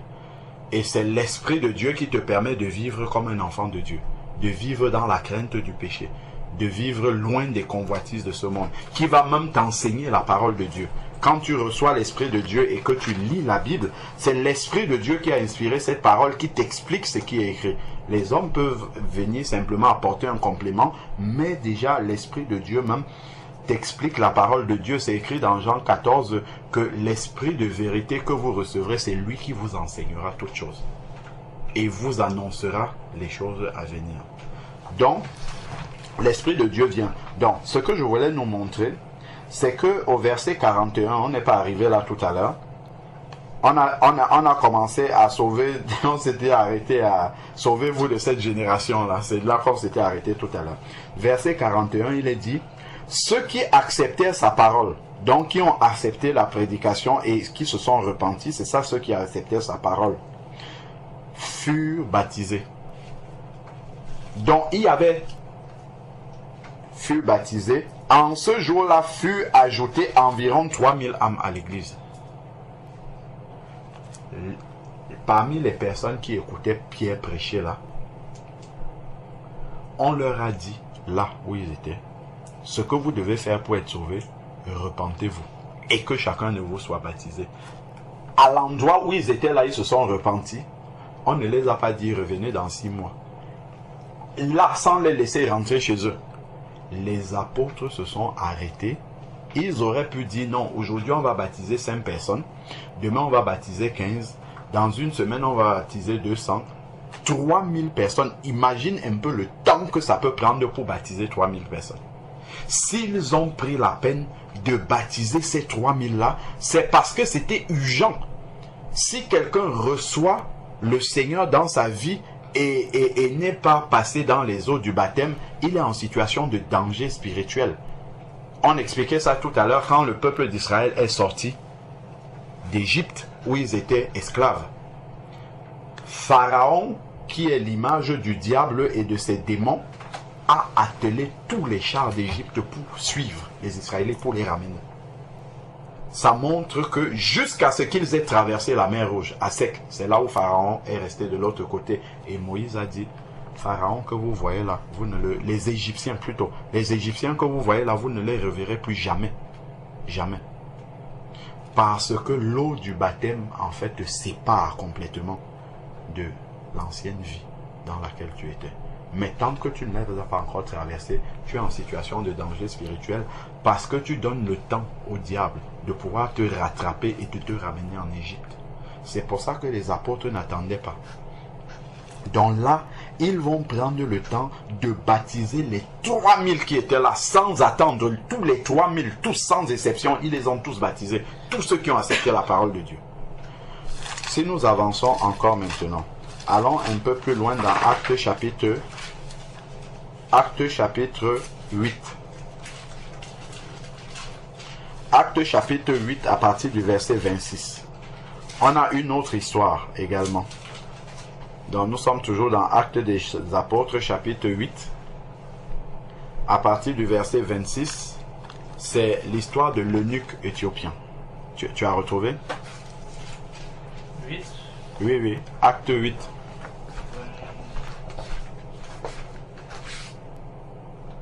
Et combien? 26. Ici. Voilà, c'est ça. Exactement. Donc, Acte chapitre 8, il est dit à partir du verset 26, un ange du Seigneur adressa la parole à Philippe, lève-toi et va du côté du midi sur le chemin qui descend de Jérusalem à Gaza, celui qui est désert, il se leva et partit, et voici un eunuque, un Éthiopien, un eunuque, haut fonctionnaire de Candace, reine d'Éthiopie et surintendant de ses trésors, était venu à Jérusalem pour adorer. Donc voilà quelqu'un qui cherchait Dieu, qui avait le cœur pour Dieu, mais n'avait pas encore reçu vraiment le Seigneur comme il fallait. Il était venu à Jérusalem pour adorer. Et il s'en retournait assis dans son char, en lisant le prophète Ésaïe, dont il s'intéressait à la parole de Dieu. Il lisait le prophète Ésaïe. L'Esprit dit à Philippe, avance et rejoins ce char. On voit que Dieu pousse Philippe à pouvoir s'approcher de cette personne-là. Philippe accourut et entendit l'Éthiopien qui lisait le prophète Ésaïe et lui dit, comprends-tu ce que tu lis? C'est ce que Philippe demande à l'eunuque éthiopien. Est-ce que tu comprends ce que tu es en train de lire? Et il répondit, comment le pourrais-je si quelqu'un ne me guide? Il invita Philippe à monter et s'asseoir avec lui. Donc voilà quelqu'un qui allait à Jérusalem pour adorer Dieu, qui lit la Bible, mais il ne la comprend pas. Et Dieu va envoyer son serviteur Philippe pour aller l'éclairer par rapport à la parole de Dieu. Parce que Dieu a vu qu'il y avait une soif dans son cœur de le connaître, Dieu a envoyé son serviteur pour aller et pour pouvoir lui apporter vraiment la parole avec exactitude. Maintenant, il est écrit, si quelqu'un et il invita Philippe à monter avec lui. Le passage de l'écriture qu'il lisait, il était écrit, il a été mené comme une brebis à l'abattoir et comme un agneau muet devant celui qu'on tond. Il n'ouvre pas la bouche. Dans son humiliation, son droit a été supprimé et sa génération qui la racontera, car sa vie est supprimée de la terre. L'eunuque prit la parole et dit à Philippe, je te prie, de qui le prophète dit-il cela? De lui-même ou de quelque autre? Alors Philippe ouvrit la bouche et commença par ce texte, lui annonça la bonne nouvelle de Jésus. Donc voilà comment une personne qui était sur son chemin en train de rentrer en Éthiopie écoute la parole de Dieu. Maintenant, on va voir comment est-ce que Philippe a procédé avec cette personne qui vient d'écouter la parole de Dieu. Comme ils continuaient leur chemin, ils arrivaient à un point d'eau. On voit que immédiatement, quand quelqu'un a entendu la parole de Dieu, la suite c'est qu'on regarde déjà l'eau. Il n'y a pas un temps où on attend. Donc tout de suite, l'eau se présente déjà. Et maintenant, qu'est-ce qui va se passer? Et l'eunuque dit, nous sommes au verset 36, voici l'eau, qu'est-ce qui empêche que je sois baptisé? Parce que certainement, Philippe lui avait parlé du baptême, de l'importance du baptême. Et lui-même dans son cœur maintenant, quand il voit l'eau, il dit, mais qu'est-ce qui empêche que je sois baptisé? Est-ce que Philippe va lui dire, non, il faut que tu suives les cours de baptême pendant 8 mois, et après on va voir, tu vas passer un examen, et puis on verra si on va te baptiser. Regarde ce que Philippe lui dit. Philippe lui dit, si tu crois de tout ton cœur, c'est ça qui est le plus important. Si dans ton cœur, tu t'es repenti et que tu veux changer de vie totalement, c'est ça, si tu crois de tout ton cœur. Cela est possible. C'est la seule condition. Si tu crois, voilà, il y a l'eau. Première, l'eau est déjà là. Maintenant, c'est juste que ton cœur, tu sois prêt à changer. Que tu sois prêt à accepter que Jésus vienne dans ta vie et te conduise dans dans le perfectionnement. Si tu crois, cela est possible. L'eunuque, il n'a pas dit, attends, laisse-moi, je vais aller réfléchir. On se voit dans 3 semaines et puis je vais te donner ma réponse. L'eunuque lui répondit, je crois que Jésus est le Fils de Dieu. C'est-à-dire, dans mon cœur, je suis décidé à suivre le Fils de Dieu. Je renonce à ce monde-ci et je veux suivre le Fils de Dieu. Devant la confession de l'eunuque, qu'est-ce qui va se passer?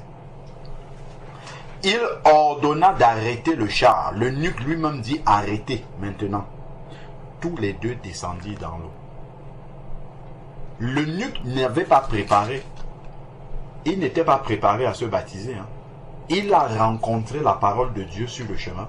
Son cœur était disposé et immédiatement, comme son cœur était disposé à accepter Jésus-Christ, Philippe l'a plongé dans les eaux du baptême. C'est ce qui est écrit là. Les deux descendit dans l'eau, Philippe aussi, et l'eunuque, ainsi que l'eunuque, il le baptisa. Quelqu'un qui n'avait pas prévu de se baptiser, mais quand le Seigneur vient à sa rencontre par sa parole, immédiatement, le baptême a lieu. Il y a des personnes qui peuvent programmer leur baptême, comme la sœur Lindsay, et d'autres personnes à qui c'est Jésus lui-même qui programme la date de son baptême et le rencontre simplement avec la parole. Et il faut que son cœur soit disponible pour se tourner et accepter de passer dans l'eau du baptême. Donc ici, l'eunuque a saisi cette opportunité qui était devant lui de passer dans les eaux du baptême, sachant que c'est lorsqu'on a lu dans Acte 2, verset 41, que les 3000 âmes qui sont passées dans les eaux du baptême ont été ajoutées à l'église. Donc c'est par le baptême que Dieu t'introduit dans l'église. Avant le baptême, tu n'appartiens pas à l'église du Seigneur. Tu es repenti, peut-être l'Esprit de Dieu commence à t'attirer à obéir au Seigneur, mais tu n'appartiens pas encore à l'église. Parce que appartenir à l'église, c'est lorsque tu t'es repenti de tes péchés et que tu t'engages dans les eaux du baptême. Parce que là, il y a un témoignage public que tu acceptes Jésus dans ta vie. Et c'est un engagement de bonne conscience devant les témoins qui sont là. Il y a l'église du Seigneur qui est là, il y a le Seigneur qui est présent, il y a les anges de Dieu qui sont là, mais il y a le diable aussi qui est là. Le diable voit que tu as décidé d'abandonner le chemin, de le servir pour accepter le Seigneur. Mais tant que tu n'es pas passé dans les eaux du baptême, pour le diable, lui, pense que tu lui appartiens toujours. Même si tu t'es repenti de tes péchés, même si tu as commencé à marcher avec Jésus-Christ, c'est vraiment le baptême d'eau qui te coupe définitivement, qui a séparé les Israélites des Égyptiens. C'est la mer Rouge. La traversée de la mer Rouge les a séparés complètement. Eux, ils étaient maintenant de l'autre côté. Et les Égyptiens sont restés de ce côté-ci. C'est la mer Rouge, c'est l'eau du baptême qui nous sépare comme ça, qui fait entrer dans le nouveau royaume et l'ancien royaume reste de ce côté. Donc, les apôtres, eux, ils avaient compris que le baptême est urgent une fois que quelqu'un a reçu Jésus-Christ dans sa vie. On n'attend pas le lendemain. Pourquoi? Parce que entre-temps, Jésus peut revenir. S'il n'appartient pas à l'Église, il ne fera pas partie de ceux qui sont appelés. Si il est frappé par la mort, il part comme ça sans être baptisé, il risque de ne pas rencontrer le Seigneur. Donc les apôtres, eux, ils étaient conscients de ça. Et en plus, si on n'est pas passé dans les eaux du baptême, on n'appartient pas encore à l'Église, donc on n'a pas l'autorité spirituelle pour agir au nom du Seigneur. On ne peut pas agir au nom du Seigneur parce qu'on n'a pas son autorité spirituelle pour le faire. Mais une fois qu'on est repenti et passé dans les eaux du baptême, on reçoit l'autorité spirituelle que nous appartenons désormais au royaume de Dieu et dont là nous pouvons agir comme un citoyen du royaume de Dieu. C'est là où on reçoit l'autorité, la puissance pour marcher sur les serpents, les scorpions, sur toute la puissance de l'ennemi. Là, quand tu dis à Satan, au nom de Jésus, sors d'ici, Satan est obligé d'obéir. Mais si tu n'es pas passé dans les eaux du baptême, tu dis ça à Satan, il peut contester même devant Dieu. Et Dieu est juste même avec Satan. Satan va venir dire devant Dieu, mais pourquoi tu vas exaucer ce qu'il dit? Il n'est pas passé dans les eaux du baptême. C'est toi qui dis qu'il faut passer dans les eaux du baptême pour être ton enfant. Dans dans Luc chapitre 4, 3. C'est quand Jésus est sorti comme ça de l'eau du baptême que l'Esprit de Dieu est descendu sur lui sous la forme d'une colombe. Et c'est à ce moment-là qu'une voix s'est fait entendre dans le ciel, la voix du Père, et a dit, celui-ci est mon fils en qui j'ai mis toute mon affection. Donc même pour nous, c'est lorsqu'on sort des eaux du baptême que Dieu dans le ciel nous reconnaît comme étant son enfant. C'est à ce moment-là que notre nom est écrit dans le livre de vie. Quand on sort des eaux du baptême, Jésus est le chemin. Jésus a montré le chemin par lequel on doit passer. C'est quand lui il est sorti des eaux du baptême, pas avant. que le Père a dit, celui-ci est mon fils en qui j'ai mis toute mon affection. Donc de la même manière, tous ceux qui vont suivre le chemin de Jésus-Christ, c'est en sortant des eaux du baptême que le Père dira, celui-ci est mon fils, dont il appartient à ma famille, dont il appartient à l'Église, qui est ma famille. Il appartient à mon royaume, dont son nom est écrit dans le livre de vie. C'est pour ça que les apôtres n'attendaient pas le lendemain. Ils veillaient à ce que chaque personne qui recevait Jésus dans sa vie, qui se repentait de ses péchés, que immédiatement son nom soit écrit dans le livre de vie. Comme ça, quel que soit ce qui lui arrive, il appartient déjà au royaume des cieux. Il y a plus de barrières, il n'y a plus de... il n'y a plus rien qui l'empêche de pouvoir entrer dans le royaume des cieux. Donc, voilà ici l'eunuque éthiopien qui a été baptisé alors qu'il n'avait pas prévu ça. Le chapitre 9 maintenant, je peux nous économiser la lecture, je ne sais pas si on l'a déjà lu. Cela nous parle de l'histoire de Saul de Tarse, qui persécutait les chrétiens et qui était sur le chemin de Damas pour aller persécuter les chrétiens dans une autre ville, la ville de Damas. Et sur le chemin, si on lit dans Acte 9, sur le chemin de Damas, il va rencontrer une lumière comme ça qui va venir l'éblouir et il va tomber. Et lorsqu'il tombe, il entend la voix du Seigneur Jésus. Le Seigneur lui dit, « Saul, Saul, pourquoi me persécutes-tu » Il répond, « Qui es-tu, Seigneur » Nous sommes au verset 5, Acte 9, verset 5. Il répondit, « Qui es-tu, Seigneur » Le Seigneur lui dit, « Moi, je suis Jésus que tu persécutes. Il te serait dur de regimber contre les aiguillons. » Tout tremblant et stupéfait, il dit, nous sommes dans Acte chapitre 9, c'est juste la suite. « Que veux-tu que je fasse, Seigneur » Alors le Seigneur lui dit, « Lève-toi, entre dans la ville et on te montrera ce que tu dois faire. » Et là, maintenant, les hommes qui voyageaient avec lui vont être étonnés et tout. Et le Seigneur va parler à un disciple qui s'appelle Ananias. Au verset 10. Le Seigneur va dire à Ananias, va dans telle maison, chez Judas là-bas, tu vas trouver Saul, car il est en train de prier. Ananias va arriver maintenant. Nous sommes au verset 17. Je nous économise la lecture. Alors Ananias partit, et lorsqu'il fut arrivé dans la maison, il imposa les mains à Saul et dit, Saul, mon frère. Voilà quelqu'un qui allait sur le chemin de Damas pour aller persécuter les chrétiens et qui rencontre le Seigneur Jésus-Christ sur son chemin. La lumière du Seigneur Jésus-Christ vient le frapper et lui montre l'état spirituel dans lequel il est. Lui montre l'état de ténèbres. L'état de ténèbres dans lequel il se trouve maintenant. Et donc, voilà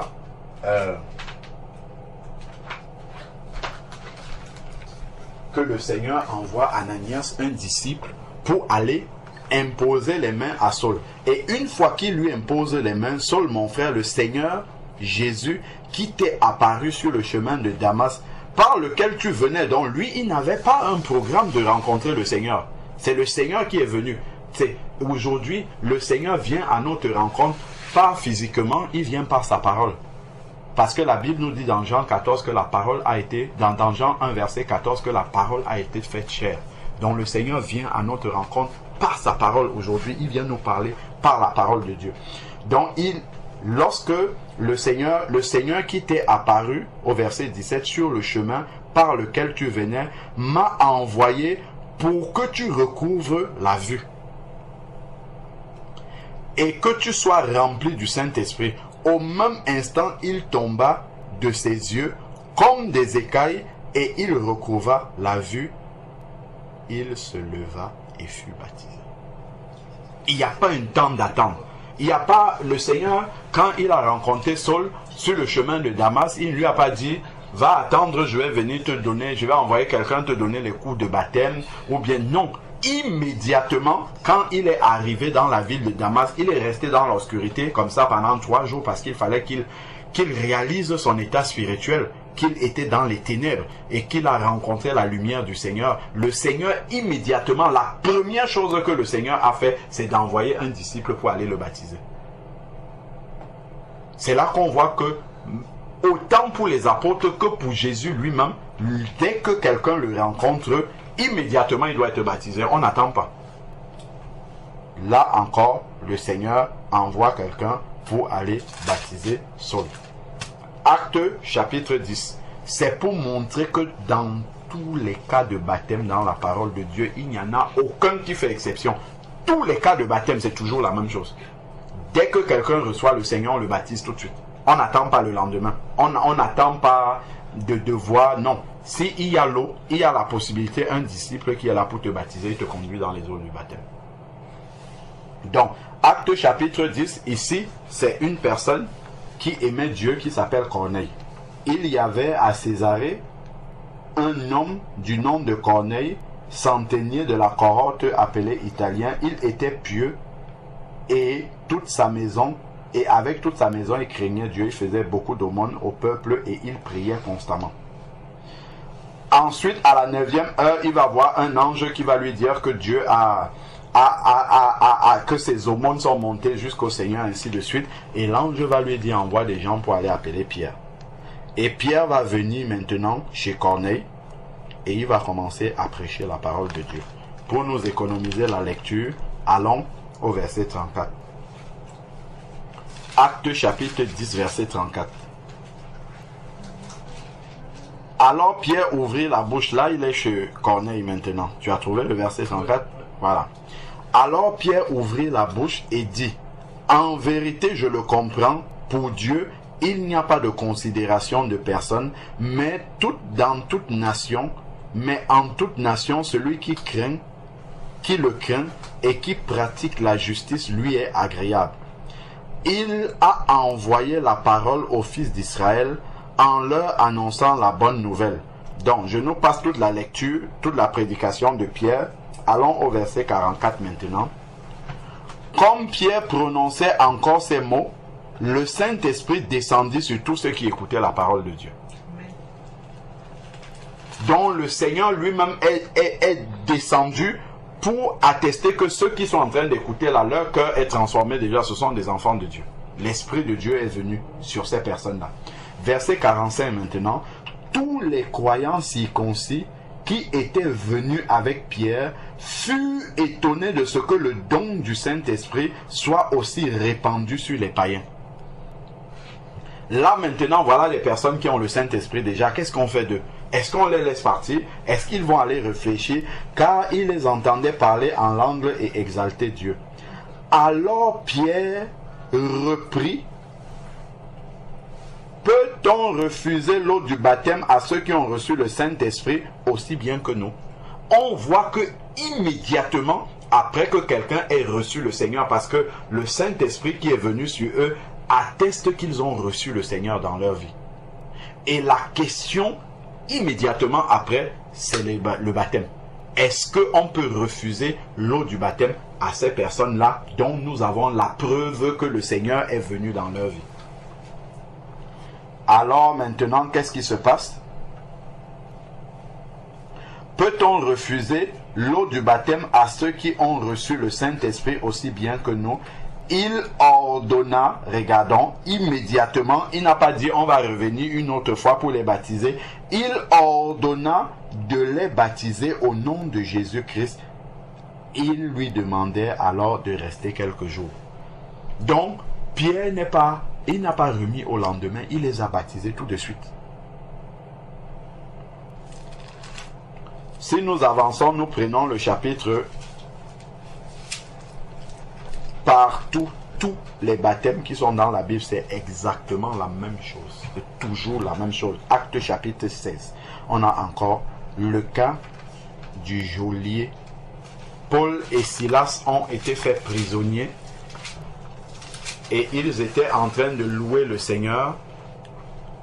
Alors il y a eu un tremblement de terre dans la prison. Acte chapitre 16. Et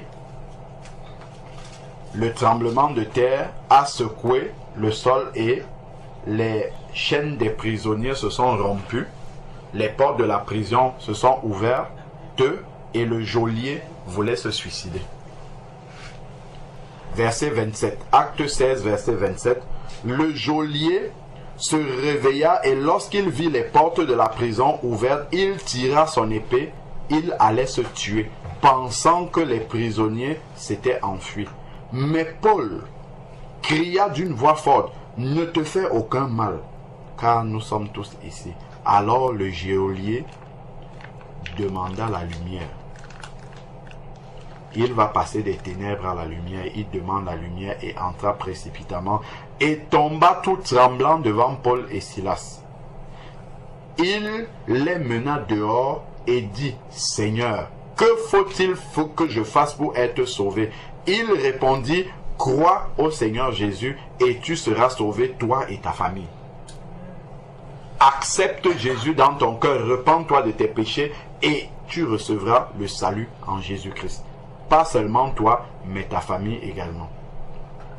Verset 32. Et il lui annonçait la parole du Seigneur ainsi qu'à tous ceux qui étaient dans sa maison. Il les prit à cette heure même de la nuit. C'était la nuit qu'ils ont reçu la parole de Dieu. Il les prit avec lui à cette heure même de la nuit, lava leurs plaies, et aussitôt il fut baptisé.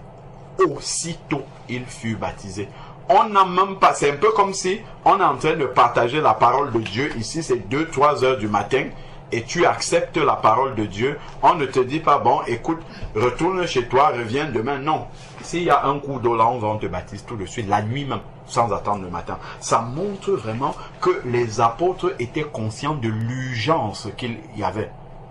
Que lorsque quelqu'un est devenu un enfant de Dieu, qu'il n'attende pas le lendemain, parce que ça donne du temps au diable pour revenir, pour le ramener. Ça donne du temps au diable pour le séduire, afin qu'il sorte de la voie du Seigneur. Les apôtres, eux, ils avaient compris ça, et ils l'ont baptisé la nuit même. Ils n'ont pas attendu le lendemain. En cette nuit-là même, aussitôt il fut baptisé. Non seulement lui, le geôlier, et tous les siens, on ne sait pas combien de personnes il y avait dans cette maison-là. Ils n'ont pas dit non, peut-être il y a trop de personnes à baptiser, on va voir la prochaine fois. Non, tout le monde a été baptisé, sans attendre. Donc, verset 34 maintenant, il fit monter dans sa maison, il les fit monter dans sa maison, se mit à table et se réjouit de ce que toute sa famille avait cru en Dieu. Verset chapitre 19, et on va s'arrêter là. Il y a encore un autre cas là. 19. Acte chapitre 19 à partir du verset 1. On va lire les 7 premiers versets. Acte 19. Acte chapitre 19 à partir du verset 1. Il est écrit, pendant que c'est écrit, pendant que Apollos était à Corinthe, Paul, après avoir traversé les hauteurs du territoire, se rendit à Éphèse. Il rencontra quelques disciples, dont en rencontrant des personnes qu'on appelle des disciples ici, ça veut dire que ce sont des personnes qui ont déjà commencé à marcher avec le Seigneur.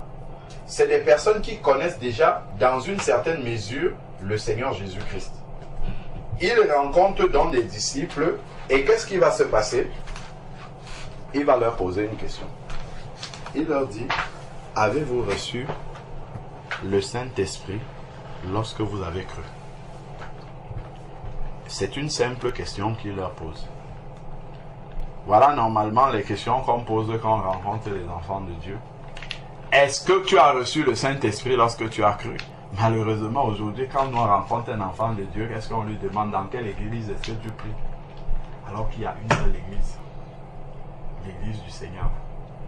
Nous, la première question, tu es baptiste, tu es pentecôtiste, tu es ceci, tu es cela, alors qu'il y a une seule église. Avez-vous reçu le Saint-Esprit lorsque vous avez cru? Il lui répondit, nous n'avons même pas entendu dire qu'il y ait un Saint-Esprit. Et là, l'apôtre est étonné, mais comment vous êtes des disciples? Vous n'avez pas entendu parler du Saint-Esprit, ça veut dire qu'il y a un problème avec le baptême. Il va leur dire maintenant, il leur dit, quel baptême avez-vous donc reçu? C'est quel baptême que vous avez reçu? Il répondit, le baptême de Jean. Alors Paul dit, C'est des personnes qu'il a rencontrées, hein, n'oublions pas. Il marche comme ça, il rencontre des personnes dans la rue. C'est pas des personnes avec qui il avait un rendez-vous, c'est des personnes qu'il a rencontrées comme ça en passant. Donc maintenant, alors Paul dit, Jean a baptisé du baptême de repentance, donc ça veut dire qu'ils étaient repentis. Il disait au peuple de croire en celui qui venait après lui, c'est-à-dire en Jésus.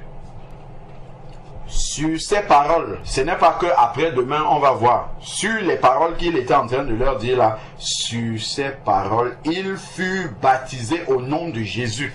Tout de suite. Avant, on a vu Pierre, l'apôtre Pierre. On a vu Philippe. Ce sont des disciples différents du Seigneur. Pierre a agi de cette manière-là. Philippe a agi de cette manière-là. Voici Paul maintenant qui est un autre disciple qui agit de la même façon, toujours à chaque fois. Sur ces paroles, il fut baptisé au nom de Jésus. Paul leur imposa les mains et le Saint-Esprit vint sur eux et il se mit à parler en langue et à prophétiser. Tous ces hommes étaient au nombre de 12. Donc Paul a pris le temps de baptiser 12 personnes comme ça, l'un après l'autre, ainsi de suite. Des personnes qu'il a rencontrées comme ça sur le chemin. C'est vraiment pour nous montrer, au travers de tous les exemples qu'on a lus là, que l'expérience du baptême est toujours la même. Une fois que quelqu'un s'est repenti de ses péchés, qu'il a accepté Jésus-Christ comme Seigneur et Sauveur dans son cœur, il faut le baptiser tout de suite. Il ne faut pas attendre le lendemain parce que il est en danger spirituel. Lorsque tu te repens de tes péchés, le diable voit que tu commences à changer et que tu commences à craindre Dieu. Ça veut dire que tu lui as déclaré la guerre. Tu as déclaré la guerre au diable. Mais est-ce qu'une nation va déclarer la guerre à une autre alors qu'elle n'est pas équipée militairement? C'est ce qu'on fait, hein?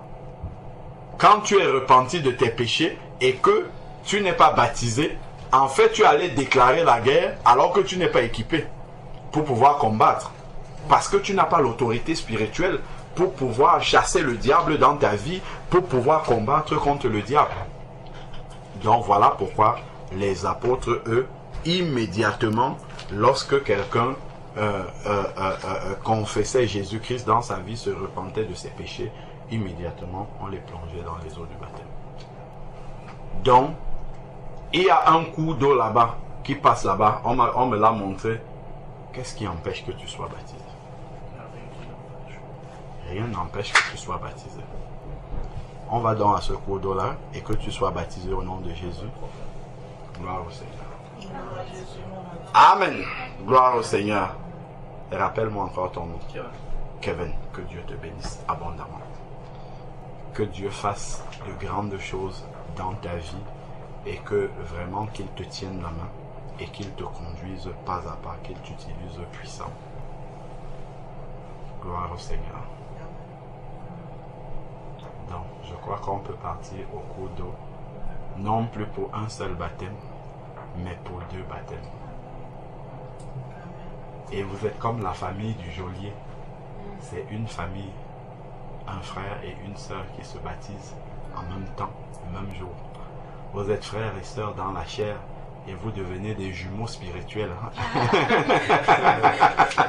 Vous devenez des jumeaux spirituels parce que vous sortez des eaux du baptême l'un après l'autre. Vraiment que Dieu soit béni abondamment. Est-ce que tu as un vêtement de rechange? Je sais pas si tu peux m'en passer un. Ouais, j'ai... Ouais. Je vais chercher quelque chose. J'ai un t-shirt aussi, des pantalons. Gloire à Dieu. Que le nom de l'Éternel soit béni. Amen. On va passer plus de peu, Combien? Ça va, Francis? Oui, ça va bien. Tu vas m'aider dans les eaux du baptême, hein? J'aurai besoin de toi. Ah, j'ai pas d'autres vêtements, c'est ça. Ben, moi non plus, hein? Ben, je vais prendre ça, mais je vais le remonter un peu. Ok, faut faire ça. Gloire à Dieu. Ouais. Que le nom de Je veux vraiment pas être mouillé parce qu'il fait froid, là. Fait que ça... Comment? Je veux vraiment pas être mouillé, là, parce qu'il fait vraiment froid. Là. Ah, il fait froid? Ouais. Non, c'est Peut-être bon. faire juste ça à la limite, là. Non, ça... Ouais, moi aussi, je crois que je vais Ça va, trouver, bon, hein. ça va être... Je vais être malade. Non, c'est pas... Ça va aller. Tout ça. Ouais. Par la grâce de Dieu. Et comment s'appelle ton assemblée? Comment? Vase d'honneur. Waouh! C'est... Vase d'honneur. Ok. Gloire à Dieu. Et ça fait longtemps que tu as commencé à marcher dans la foi parce que tu m'as dit que tu t'es baptisé, ça fait 1 an, mais tu marchais déjà avec le Seigneur. La nouvelle naissance, c'était quand? Ça remonte à 2002. 2002. Ah, gloire à Dieu. C'était tout un voyage. Gloire à Dieu. Gloire à Dieu. Et tu es arrivé à Montréal, ça fait longtemps? Oui, maintenant, oui, ça fait 8 ans. Ça fait 8. Ben, ça fait 8 ans que je suis au Canada, mais ça fait 2 ans que je suis à Montréal. Ah, d'accord. Et avant, tu étais dans d'autres villes? À Québec. À Québec. D'accord, ok. Gloire à Dieu. Et donc, tu es originaire du Cameroun, c'est ça? Moi aussi. Ah, ça c'est mon accent. C'est ça, dans l'accent. Oui, ben si, quand j'ai écouté l'accent, oui. Et puis, voilà, oui, moi aussi, je suis originaire du Cameroun. Oh, voilà. Ah, ben c'est bien, gloire au Seigneur. Hein. Gloire à Dieu. Tu as compris pourquoi elle se couvre la tête?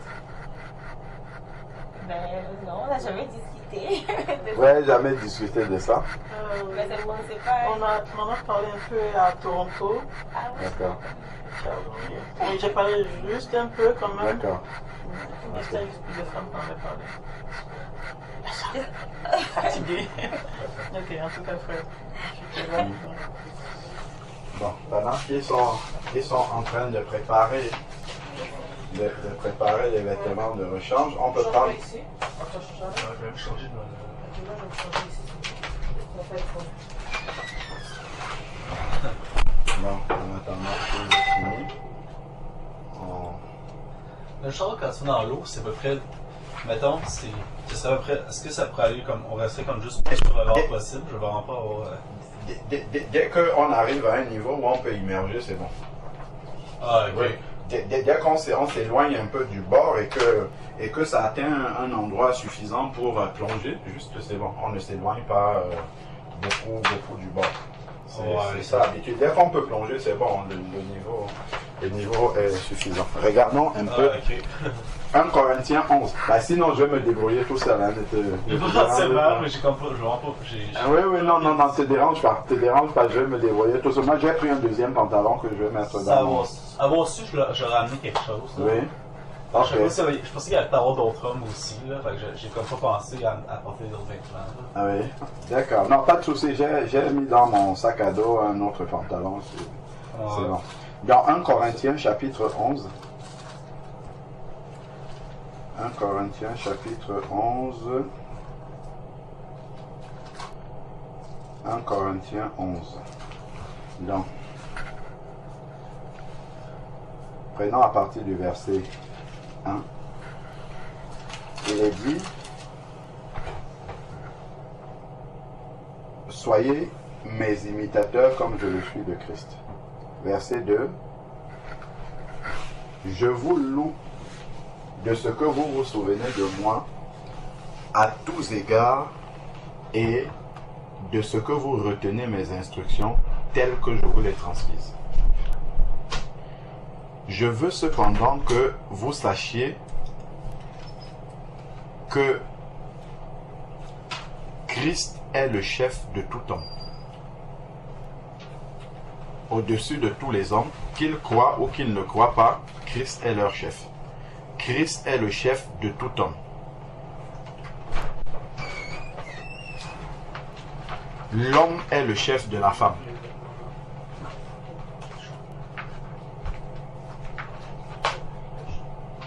Et Dieu est le chef de Christ. Donc il y a une hiérarchie spirituelle que Dieu a établie. Dieu, Christ, l'homme et la femme. Donc maintenant ici, en fait c'est ce qu'on appelle le gouvernement de Dieu. Il y a Dieu, Christ, l'homme et la femme. Et ça doit être visible dans le culte des enfants de Dieu. Parce que nous disons souvent que là où 2 ou 3 sont réunis en son nom, il est présent. Donc lorsque nous sommes réunis comme ça, en fait c'est le royaume de Dieu qui est réuni. Et donc c'est le gouvernement de Dieu qui est réuni. Et on doit voir cette hiérarchie-là manifeste pendant que les enfants de Dieu sont réunis. Donc il dit donc que tout homme qui prie ou qui prophétise, la tête couverte déshonore son chef. Donc si par exemple lui il a la tête couverte comme ça, en train de prier, ça veut dire qu'il ne respecte pas son chef qui est au-dessus de lui, qui est Christ. Il le déshonore. Toute femme au contraire qui prie ou qui prophétise, la tête non voilée déshonore son chef. C'est comme si elle était rasée.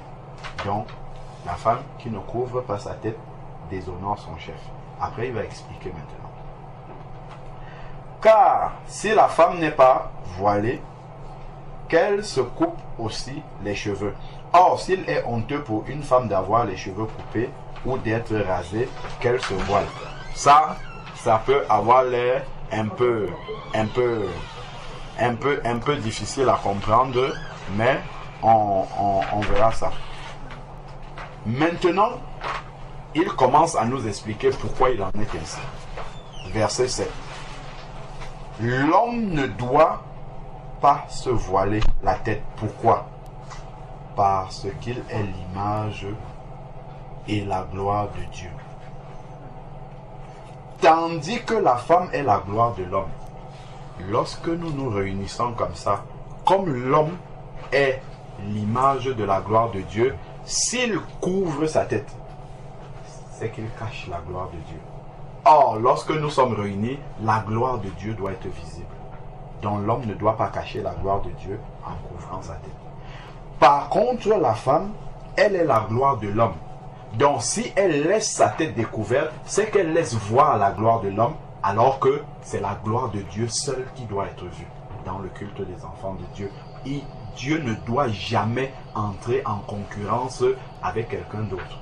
Seule la gloire de Dieu doit être visible. La gloire des hommes ne doit pas être visible. Elle doit être cachée dans la présence du Seigneur.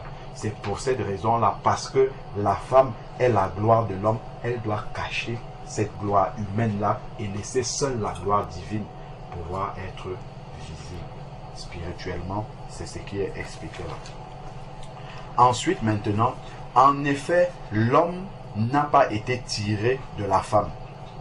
C'est la femme qui a été tirée de l'homme. Ça nous renvoie en fait à la hiérarchie dans le gouvernement de Dieu.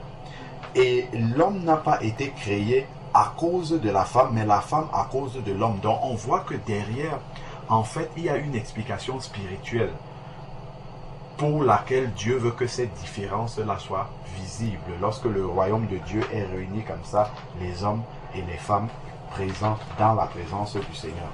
Donc ensuite, maintenant, il va dire, c'est pourquoi la femme, verset 10, à cause des anges, doit avoir sur la tête une marque de l'autorité dont elle dépend.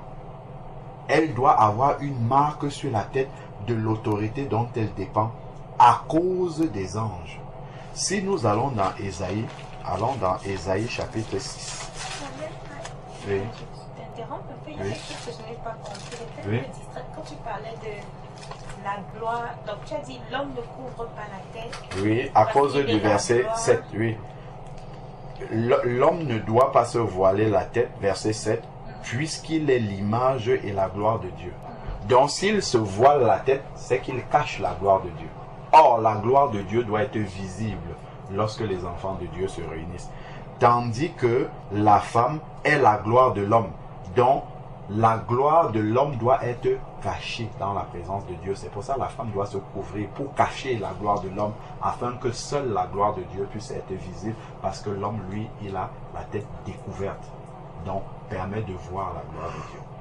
Pour que la gloire de Dieu n'entre pas en concurrence avec la gloire de l'homme. C'est pour ça que la femme, elle, qui est l'image de la gloire de l'homme, doit cacher cette gloire humaine-là, et l'homme, lui, il doit plutôt découvrir sa tête pour que l'on voit la gloire de Dieu. C'est ça. Donc, et il nous est dit maintenant que la femme, à cause des anges, doit avoir sur la tête une marque de l'autorité dont elle dépend. Et je disais qu'on aille dans Ésaïe 6. Si on est prêt, on parle d'abord. On est prêt, allons d'abord. On va revenir finir après studieusement. Je pense que je vais vous attendre. Ah, Parce que ma robe est très longue. ah, mais toi, tu vas rentrer dans l'eau. Non, mais c'est parce que je sais pas où c'est. Je sais pas. Comment Ton auto, il est où, tu dis? Lindsay, tu peux lui expliquer là où on va? Ok, ton auto, tu l'as laissée là? Elle est quelque part. Et tu veux pas la laisser là, c'est ça? Non, c'est Non, elle dit que c'est à cause de la robe, elle ne peut pas aller là où on va. Oui, ok, d'accord. La robe est très longue. Au fond, c'est juste le sang. Je vais me tenir. Ah, ok. Oh. Tu peux pas l'attacher un peu, j'aurais aimé que ce soit là. Ah, En plus, elle a des talons, j'ai pas